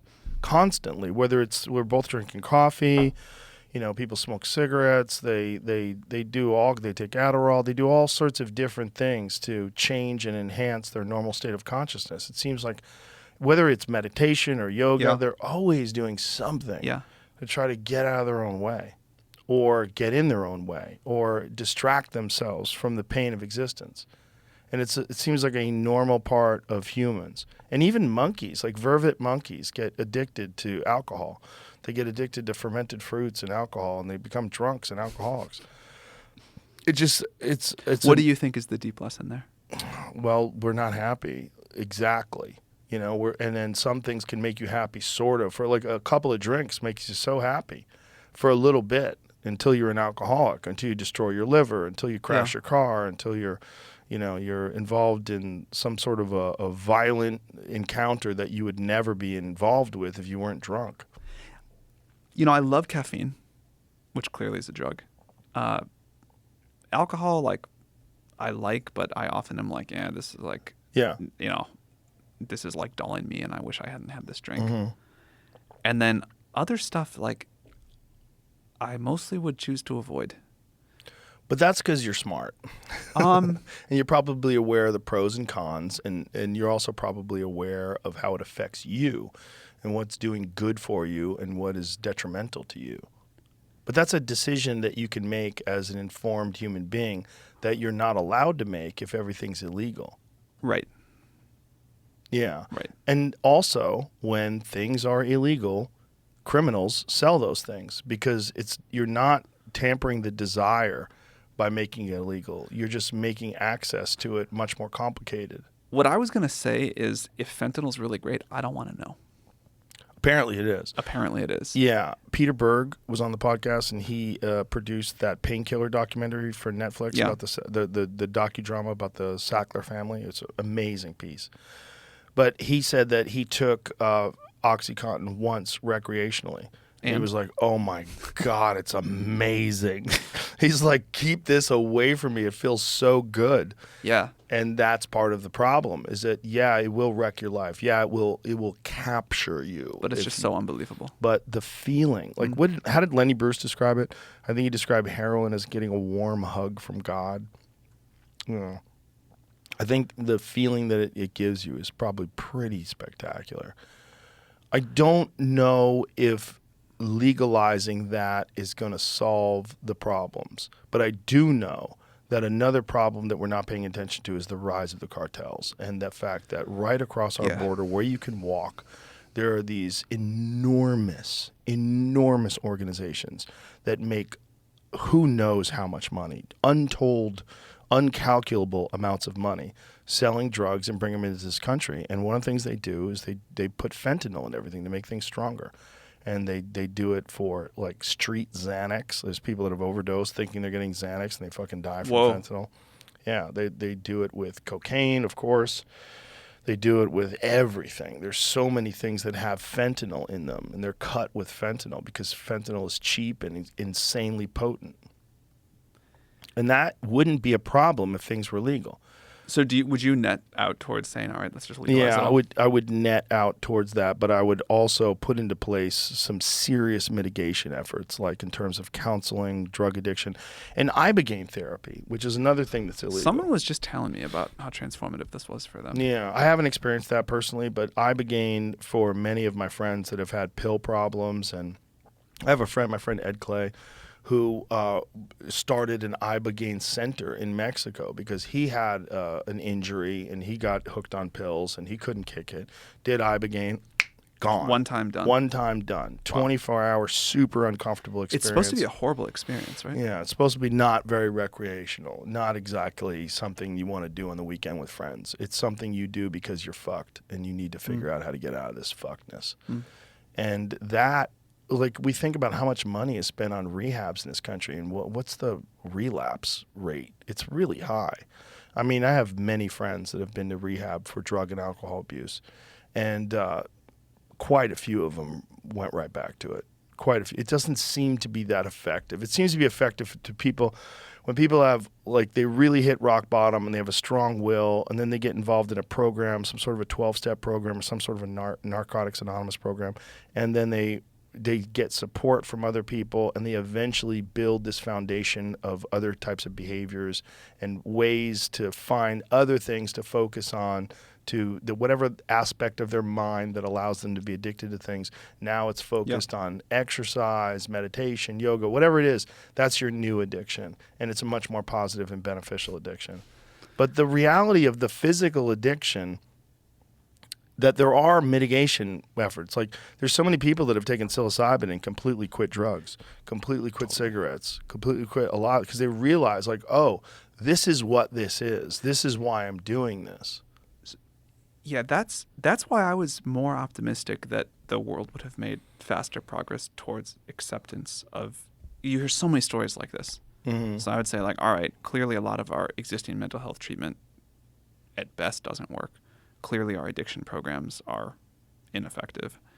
If we have this thing that in every scientific study, or most scientific studies we can see, is delivering these like unbelievable results, it's going to happen. Yeah. And I still am excited for it. I still think it'll be a transformatively positive development, but It'll change politics. It'll absolutely change the way we think of other human beings. It'll absolutely change the way we think of society and culture as a whole.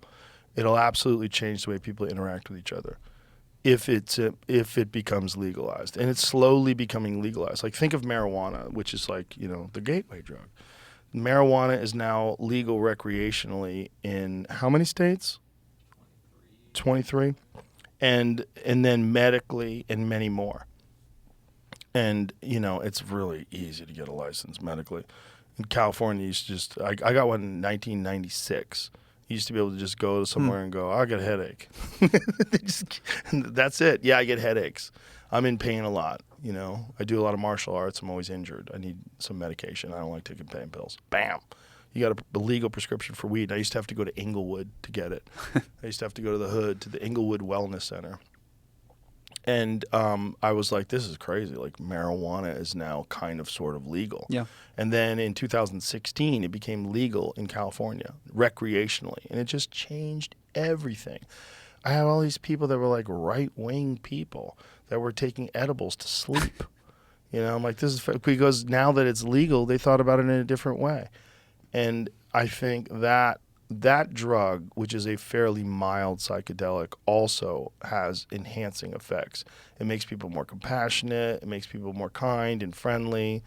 It's sort of the opposite of a drug that enhances violence. It doesn't enhance violence at all. It does like alcohol does that. Cocaine does that.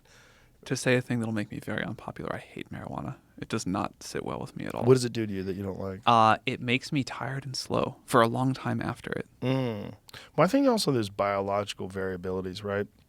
Like, some people, like my wife, she does not do well with alcohol. She can get drunk off one drink, but it's biological. Yeah. Like, she got some sort of a genetic, I forget what it's called, something about bilirubin, like something that her body just doesn't process alcohol very well. So she's a cheap date. Oh, all I meant is that genetically I got whatever the mutation is that makes it an unpleasant experience. Yeah, but what I was saying is, for me, that's the opposite. Alcohol doesn't bother me at all. Like, I could drink 3-4 drinks and I'm sober in 20 minutes. Yeah, my liver just like a blast furnace, just goes right through it. I can sober up real quick, but I also don't need it. Like, I'm doing sober October, for the whole month. I don't Feels drink. good. Yeah, did shows last night. Great, no problems. Not having alcohol doesn't seem to bother me at all, but I do like it. I do like a glass of wine. It's a nice thing at the end of the day. I like it. Speaking of that and psychedelics in general, I many cultures have had a place for some sort of psychedelic time in someone's life or rite of passage. But as far as I can tell, most of them are there's some sort of ritual about it. And I do worry that, and I think these things are so powerful that I worry about them just being like kind of used all over the place all the time. Yeah. And I hope that we as a society, because I think this is not going to happen even if it's slow, find a way to treat this with the respect that it needs. We'll see how that goes. Agreed. Yeah. I think setting is very important. And thinking about what you're doing before you're doing it and why you're doing it. Like I was saying the other night when I had this psychedelic experience, I was just like, God, sometimes I just think too much about the world and that it's so fucked, and you have kids and you wonder, like, what kind of a world are they going to grow up in, and And it was just one of those days where I was just like, God, there's so much anger and there's so much this and that. And then it's just, it took it away from me. The rest of the day, like that night, I was so friendly and so happy. And I just wanted to hug everybody.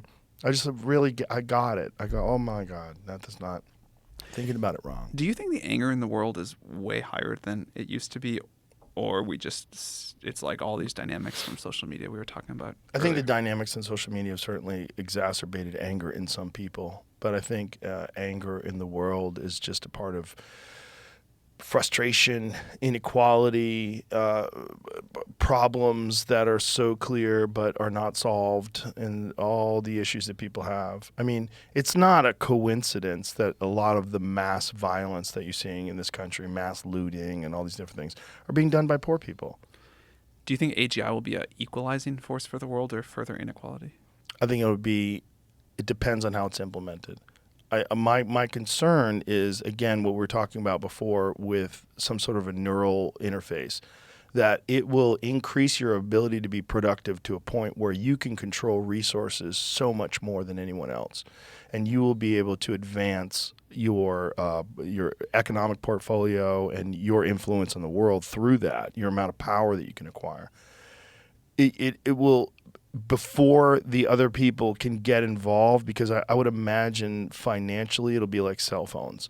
In the beginning, you remember when the movie Wall Street, when he had that big brick cell phone? It's like, look at him. He's out there on the beach with a phone. That was crazy. No one had one of those things back then. And they were so rare. I got one in 1994 when I first moved to California, and I thought I was living in the fucking Giant future. thing. No, it was a Motorola StarTAC. That was a cool phone. I actually had one in my car in 1988. I was one of the first people to get a cell phone.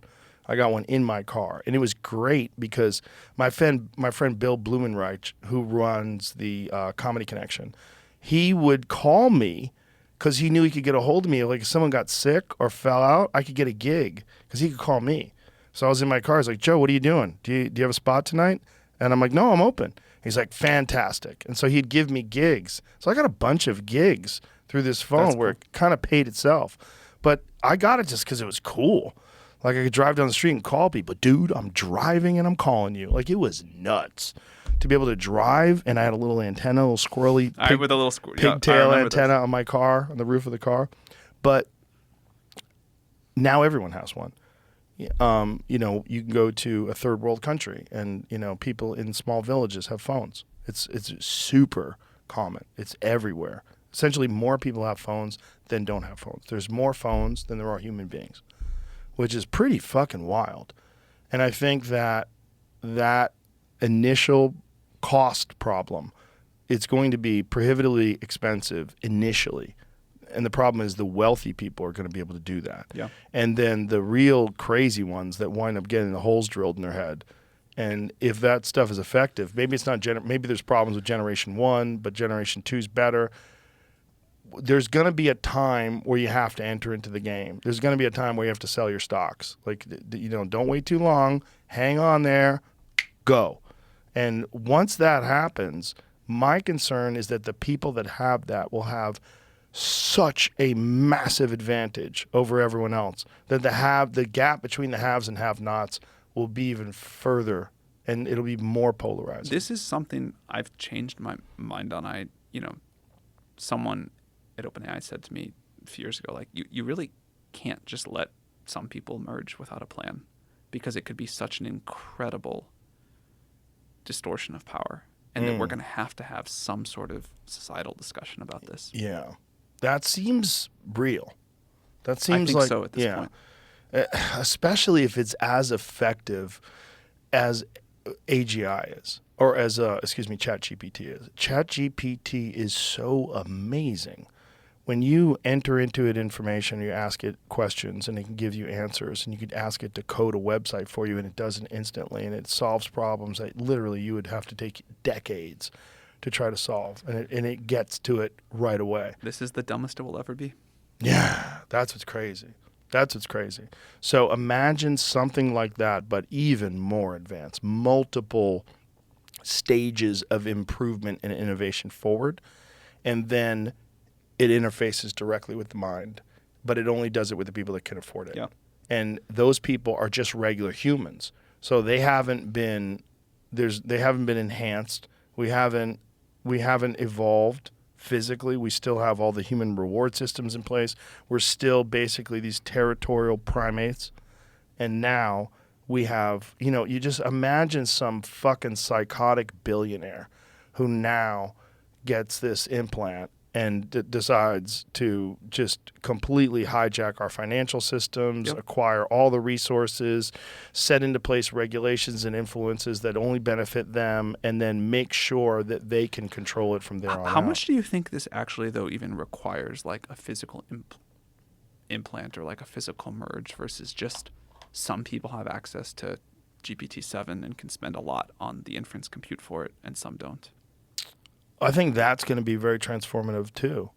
But my thought is that we have to think of what are the possibilities of a neural enhancement. If you think about the human mind and how the human mind interacts with the world, how you interact with language and thoughts and facts, and something that is exponentially more powerful than that, but it also allows you to use the same emotions, the same ego, the same desires and drives, jealousy, lust, hate, anger, all of those things, but with this godlike power.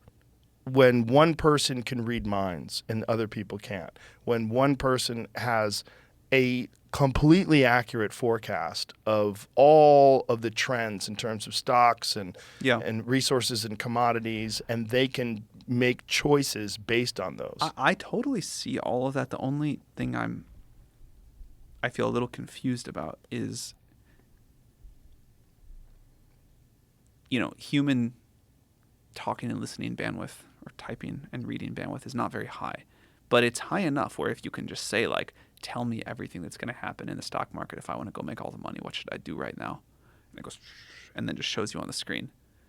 Even without a neural interface, you're kind of a lot of the way to the scenario you're describing. Sure, with stocks. Or with like, tell me how to like invent some new technology that will change the course of history. Yeah. Yeah. All those things. Like, I think what somehow matters is access to massive amounts of computing power, or especially like differentially massive amounts, maybe more than the interface itself. I think that certainly is going to play a massive factor in the amount of power and influence a human being has, having access to that. My concern is that what neural interfaces are going to do is now you're not a human mind interacting with that data. Now you are some massively advanced version of what a human mind is. And it has just profound possibilities that we can't even imagine. We can imagine, but we can't. Yeah. We can't truly conceptualize them because we don't have the context. We don't have that ability and that possibility currently. We can just guess. But when it does get implemented, that you're dealing with a completely different being. The only true thing is I can say is I don't know. Yeah. Do you wonder why it's you? Do you ever think like, how am I at the forefront of this spectacular change? Well, first of all, I think it's very much like, I think this is, you could make the statement for many companies, but none is it as true for as OpenAI is like, the CEO is far from the most important person in the company. Like in our case, there's a large handful of researchers, each of which are individually more critical to the success we've had so far and that we will have in the future than me. But even that, and I bet those people like really are like, this is weird to be them. But it's certainly weird enough for me that it like ups my simulation hypothesis probability somewhat. If you had to give a guess, when you think about the possibility of simulation theory, what kind of percentage do you? I've never known how to put any number on it. Like, Every argument that I've written explaining why it's like super high probability, that all seems reasonable to me. Feels impossible to reason about, though. What about you? Yeah, same thing. I go maybe, but it's still what it is, and I have to That's exist. the main thing, is I think it doesn't matter. I think Yeah. it's like okay. It definitely matters, I guess, but there's not a way to know currently, and also What matters though? well, if this really is, I mean, our inherent understanding of life is that we are these biological creatures that interact with other biological creatures. We mate and breed, and that this creates more of us, and that hopefully as society advances and we acquire more information, more understanding and knowledge, this next version of society will be superior to the version that preceded it, which is just how we look at society today. Nobody wants to live in 1860 where you died of a cold and there's no cure for infections. It's much better to be alive now. Like, just inarguably. Right? Unless you really do prefer the simple life that you see on Yellowstone or something, it's like what we're dealing with now first of all, access to information, the lack of ignorance. If you choose to seek out information, you have so much more access to it now than ever before. That's so cool. And over time, like if you go back to the beginning of written history to now, one of the things that is clearly evident is the more access to information, the better choices people can make. They don't always make better choices, but they certainly have much more of a potential to make better choices with more access to information. We think that this is just this biological thing, but imagine if that's not what's going on. Imagine if this is a program and that you are just consciousness that's connected to this thing that's creating this experience that is indistinguishable from what we like to think of as a real biological experience from carbon-based life forms interacting with solid physical things in the real world. It's still unclear to me what I'm supposed to do differently or think differently. There's no answer. Yeah, you're 100% right. What can you do differently? I mean, if you exist as if it's a simulation, if you just live your life as if it's a simulation, I don't know if that's the solution. I think. I mean, it's real to me no matter what. Mm-hmm. It's real. Yeah. I'm going to live it that way. Mm-hmm. And that will be the problem with an actual simulation if and when it does get implemented. Yeah. If we do create an actual simulation that's indistinguishable from real life, like what are the rules of the simulation? How does it work? Is that simulation fair and equitable and much more reasonable and peaceful? Is there no war in that simulation? Should we all agree to hook up to it because we'll have a completely different experience in life, and all the angst of crime and violence and the things that we truly are terrified of, there will be non-existent in this simulation. Yeah. I mean, if we keep going, it seems like if you just extrapolate from where VR is now. Did you see the podcast that Lex Friedman did with Mark Zuckerberg? I saw some clips, but I haven't got to watch the whole thing. Bizarre, right? So they're essentially using like very realistic physical avatars in the metaverse. Like that's step one. That's Pong. Maybe that's step 3. Yeah. Maybe it's a little beyond Pong at that point. Yeah, maybe it's Atari. Maybe you're playing Space Invaders now. But whatever it is, it's on the path to this thing that will be indistinguishable. That seems inevitable. Those two things seem inevitable to me. The inevitable thing to me is that we will create a life form that is an artificial, intelligent life form that's far more advanced than us, and once it becomes sentient, it will be able to create a far better version of itself. And then as it has better versions of itself, it will keep going, and if it keeps going, it will reach godlike capabilities. The complete understanding of every aspect of the universe and the structure of it itself, how to manipulate it, how to travel through it, how to communicate. And that, if we keep going, if we survive 100 years, 1,000 years, 10,000 years. And we're still on this same technological, exponential increasing in capability path. That's God. We become something like a God. And that might be what we do. That might be what intelligent, curious, innovative life actually does. It creates something that creates the very universe that we live in. Like creates the next simulation and then... Yeah, I mean, maybe that's the birth of the universe itself, is creativity and intelligence, and that it all comes from that. I used to have this joke about the Big Bang.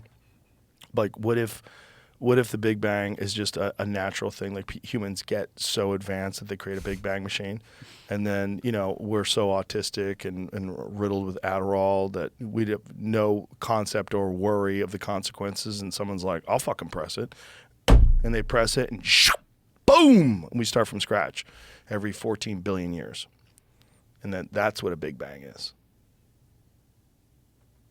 I mean, I don't know where it goes, but I do know that if you looked at the human race from afar, if you were an alien life form, completely detached from any understanding of our culture, any understanding of our biological imperatives, and you just looked at, like, what is this one dominant species doing on this planet?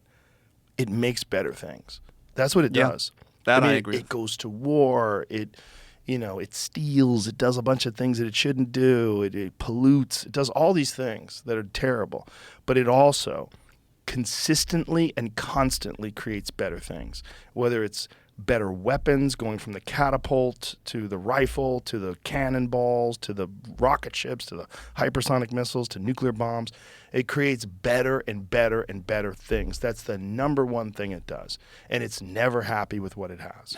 And you add that to consumerism, which is baked into us, and this desire, this constant desire for newer, better things. Well, that fuels that innovation because that gives it the resources that it needs to consistently innovate and constantly create newer and better things. Well, if I was an alien life form, I was like, oh, what is it doing? It's trying to create better things. Well, what is the forefront of it? Technology. Technology is the most transformative, the most spectacular, the most interesting thing that we create. And the most alien thing, the fact that we just are so comfortable that you can FaceTime with someone in New Zealand, like instantly. We can get used to anything pretty quickly, anything, and take it for granted almost. Mm-hmm. Yeah, and well, if you were an alien life form and you were looking at us, you're like, well, what is it doing? Oh, it keeps making better things. It's going to keep making better things. Well, if it keeps making better things, it's going to make a better version of a thinking thing, and it's doing that right now. And you're a part of that. It's going to make a better version of a thinking thing. Well, that better version of a thinking thing, it's basically now in the amoeba stage. It's in the small multicellular life form stage. Well, what if that version becomes a fucking Oppenheimer? What if that version if it scales up so far that it becomes so hyper intelligent that it is completely alien to any other intelligent life form that has ever existed here before? And it constantly does the same thing, makes better and better versions of it. Well, where does that go? It goes to a God. It goes to something like a God. And maybe God is a real thing, but maybe it's a real consequence of this process that human beings have of consistently, constantly innovating and constantly having this desire to push this envelope of creativity and of technological power. I guess it comes down to maybe a definitional disagreement about what you mean by it becomes a God. Like, I think it becomes something much, like, unbelievably much smarter and more capable than we are. And what does that thing become if that keeps going? And maybe the way you mean it as a godlike force is that thing can then go simulate in a universe. Yes. Okay. That I can resonate with. Yeah. I think whatever we create will still be subject to the laws of physics in this universe. Right. Yeah, maybe that is the overlying fabric that God exists in. The God word is a fucked up word because it's just been so co-opted. But, I was having this conversation with Stephen Meyer, who is, he's a physicist. I believe he's a physicist. He's a physicist. And he's also religious. And it was a real weird conversation. Very fascinating conversation. What kind of religion? Believer in Christ. Yeah, he even believes in the resurrection. which I found very interesting. But it's interesting communicating with him because he has these little pre-designed speeches that he's encountered all these questions so many times that he has these very well worded, very articulate responses to these things that I sense are like bits. Like when I'm talking to a comic and like a comic, like they go, "Oh, I got this bit on train travel," and they tell you the bit. Like that's what it's like. He has bits on why he believes in Jesus and why he believes, and very, very intelligent guy. But I propose the question, when we're thinking about God, what if instead of God created the universe, what if the universe is God? And the creative force of all life and of everything is the universe itself. Instead of thinking that there's this thing that created us. This is like close to a lot of the Eastern religions. I think this is an easier thing to wrap my mind around than any other religions for me. And that is when I do psychedelics, I get that feeling. I get that feeling like there's this insane soup of like innovation and connectivity that exists all around us, but our minds are so primal. We're this fucking thing, This is what we used to be, and that. What is that? It's There's a guy named Shane Against the Machine, who's this artist who created this. It's a chimpanzee skull that he made out of Zildjian symbols. So you see it's got a little Zildjian logo. He left that on the back, and he just made this dope art piece. Cool. It's just cool. But I wonder if our limitations are that we are an advanced version of primates. We still have all these things that we talk about: jealousy, envy, anxiety, lust, anger, fear, violence, all these things that are detrimental, but were important for us to survive and get to this point. And that as time goes on, we will figure out a way to engineer those out. And that as intelligent life becomes more intelligent and we create a version of intelligent life that's far more intelligent than what we are, or far more capable of what we are. If that keeps going, if it just keeps going, I mean, ChatGPT, imagine if you go to ChatGPT and go back to Socrates and show him that, explain to him that, and show him a phone and, and put it on a phone and have access to it. He'd be like, what have you done? Like, what is this? Like, this. I bet he'd be much more impressed with the phone than ChatGPT. I think he would be impressed with the phone's abilities to communicate for sure, but then the access to information would be so profound. I mean, back then, look, you're dealing with a time when Galileo was put under house arrest because he had the gumption to say that the Earth is not the center of the universe. Well, now we fucking know it's not. Like we have satellites. We send literal cameras into orbit to take photos of things.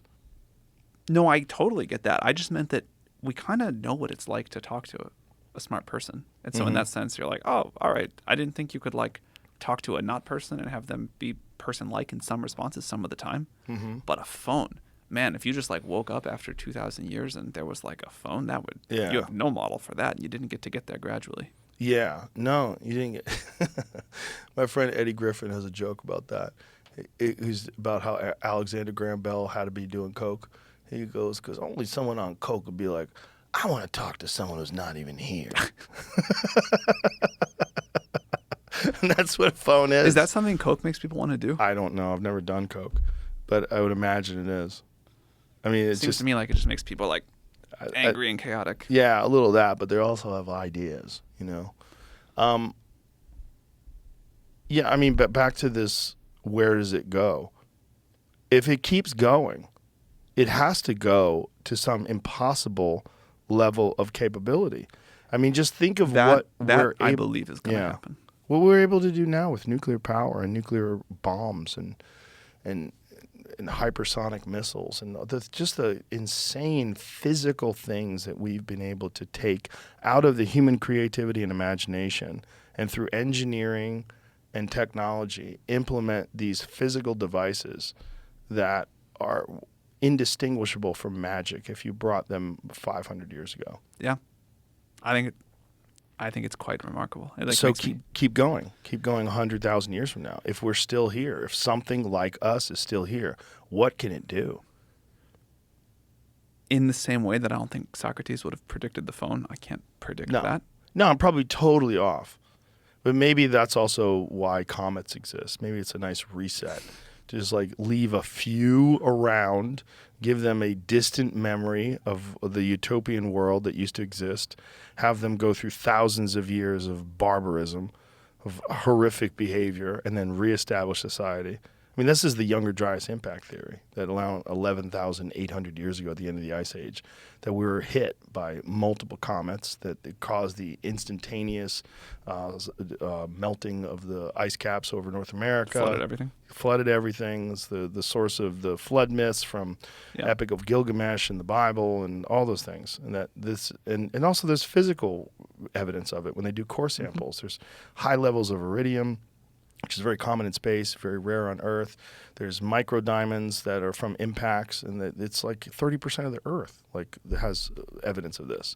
And so it's very likely that these people that are proponents of this theory are correct, and that this is why they find these ancient structures that they're now dating to like 11,000, 12,000 years ago when they thought people were hunter-gatherers. Yeah. And they go, okay, maybe our timeline is really off, and maybe this physical evidence I've of been impacts. watching that with interest. Yeah. Randall Carlson is the greatest guy to pay attention to when it comes to that. Okay. Yeah. He's kind of dedicated his whole life to it, which, by the way, happened because of a psychedelic experience. He was on acid once, and he was looking at this immense canyon, and he had this vision that it was created by instantaneous erosions of the polar caps, and that it just washed this wave of impossible water through the earth. It just caught these paths, and now there seems to be actual physical evidence of that is probably what took place, and that we're just the survivors, and that we have re-emerged, and that society and human civilization occasionally gets set back to a primal place. Yeah.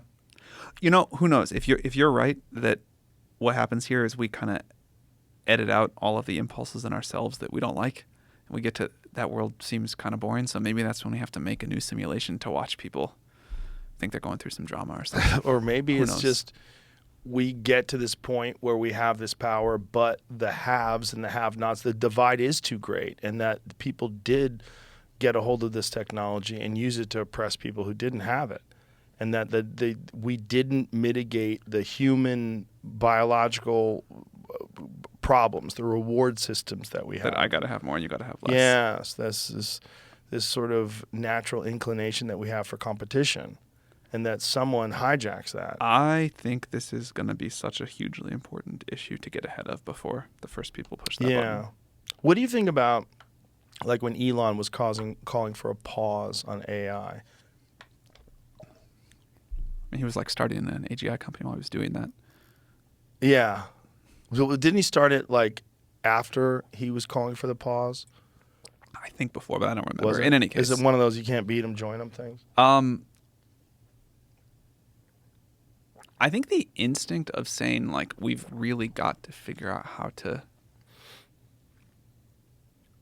make this safe and good and like widely good is really important. But I think calling for a pause is like naive at best. I kind of think you can't make progress on the safety part of this, as we mentioned earlier, by sitting like in a room and thinking hard. You've got to see where the technology goes. You've got to have contact with reality. And then when you but we're trying to make progress towards AGI conditioned on it being safe and conditioned on it being beneficial. And so when we hit any kind of block, we try to find a technical or a policy or a social solution to overcome it. That could be about the limits of the technology and something not working and, hallucinates or it's not getting smart or whatever. Or it could be there's this safety issue and we've got to redirect our resources to solve that. But it's all for me, it's all this same thing of we're trying to solve the problems that emerge at each step as we get where we're trying to go.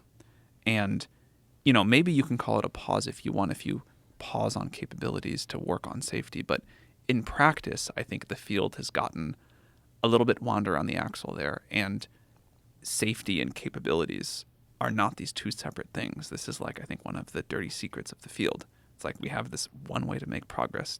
We can understand and push on deep learning more, and that can be used in different ways, but I think it's that same technique that's going to help us eventually solve the safety. That all of that said, as like a human, emotionally speaking, I super understand why it's tempting to call for a pause. Happens all the time in life, right? This is moving too fast. Right. We got to take a pause here. Yeah. How much of a concern is it in terms of national security that we are the ones that come up with this first? Well, I would say that if an adversary of ours comes up with it first and uses it against us and we don't have some level of capability, that feels really bad. Yeah. But I hope that what happens is this can be a moment where, to tie it back to the earlier conversation, we kind of come together and overcome our base impulses and say, like, let's all do this as a club together. That would be better. That would be nice. And maybe through AGI and through the implementation of this technology, it will make translation instantaneous and easy. So that's already happened. Right.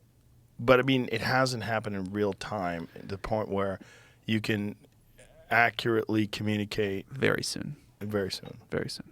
Yeah. I do think, for what it's worth, that the world is going to come together here. I don't think people have quite realized the stakes. But this is like, I don't think this is a geopolitical. If this comes down to like a geopolitical fight or race, I don't think there's any winners. And so I'm optimistic about people coming together. Yeah, I am too. I mean, I think most people would like that. If you ask the vast majority of the human beings that are alive, wouldn't it be better if everybody got along? Maybe you can't go all the way there and say we're just going to have one global effort. But I think at least we can get to a point where we have one global set of rules, safety standards, organization that makes sure everyone's following the rules. We did this for atomic weapons. There's been similar things in the world of biology. I think we'll get there. That's a good example, the nuclear weapons, because we know the destructive capability of them, and because of that, we haven't detonated one since 1947. Pretty incredible. Yeah. Pretty incredible, other than tests. Yeah. We haven't used one in terms of war. 45 or 47? When was the end of the World War II? Wasn't it 47? When they dropped the bombs? I think that was 45. I was wondering if there's more after that I didn't know about. No, it might be 45. I think it was, 45. So from 1945, which is pretty extraordinary. That's right? It's remarkable. I would not have predicted that, I think, if Yeah. I could teleport back to 45. No, I would have thought, oh my God, this is just going to be something that people do. Just launch bombs on cities. Yeah. I mean, I would have said, like, we're not going to survive this for very Right. long. And there was a real fear of that. For sure. It's pretty extraordinary that they've managed to stop that, this threat of mutually assured destruction, self-destruction, destruction, universe. I mean, the whole world. We have enough weapons to literally make the world uninhabitable. Totally. And because of that, we haven't done it, which is a good sign. I was going to say, I think that should give some hope. Yeah, it should. I mean, Steven Pinker gets a lot of shit for his work because he just like sort of downplays violence today. But it's not that he's downplaying violence today. He's just looking at statistical trends. If you're looking at the reality of life today versus life 100 years ago, 200 years ago, it's far more safer. Why do you think that's a controversial thing? Like, why can't someone say, sure, we still have problems, but it's getting better? Because people don't want to say that. They're especially people who are activists. They're completely engrossed in this idea that there's problems today, and these problems are huge, and there's Nazis, and there's... But no one's saying there's not Right. huge problems Right. today. No one's saying there's not. But just to say things are better today. Yeah, I to guess some that- people, they just don't want to hear that. Right. But those are also people that are addicted to the problems. The problems become their whole life. Right. Solving those problems become their identity. Being involved in the solutions or what they believe are solutions to those problems become their life's work. And someone comes along and says, actually, life is safer than it's ever been before. Interactions with that's police deeply. is safer. I can see that that's deeply invalidating. Yeah. But also true, And again, what is the problem? Why can't people recognize that? Well, it's the primate brain.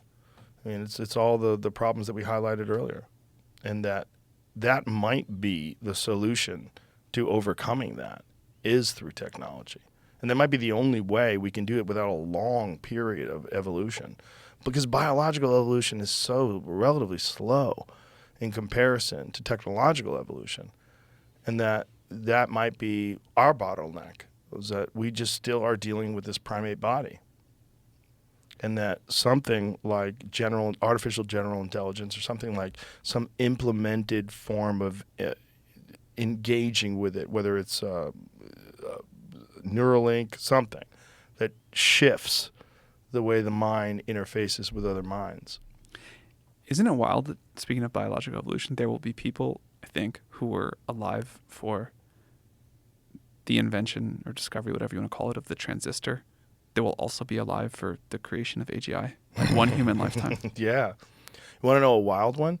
From the implementation from Orville and Wilbur Wright flying the plane, it was less than 50 years before someone dropped an atomic bomb out of it. That's wild. That's fucking crazy. That's crazy. Less than 40, right? That's crazy. Yeah. Bananas. I mean, 60-something years to land on the moon. Nuts. Where is it going? I mean, it's just guesswork. But it's interesting. For sure. I mean, it's the most fascinating thing of our time, for sure. It's fascinating intellectually, and I also think it is one of these things that will be tremendously net beneficial. Yeah. Like, we've been talking a lot about problems in the world, and I think that's just always a nice reminder of how much we get to improve, and we're going to get to improve a lot. And I think this will be the most powerful tool we have yet created to help us go do that. I think you're right. And this was an awesome conversation. Thanks for having me. Thank you for being really here. fun. I really appreciate it. And thanks for everything. Keep us posted. And Will do. If you create Hal, I'll give you a call. Let us know. All right. Thank you. Thank you. Bye, everybody.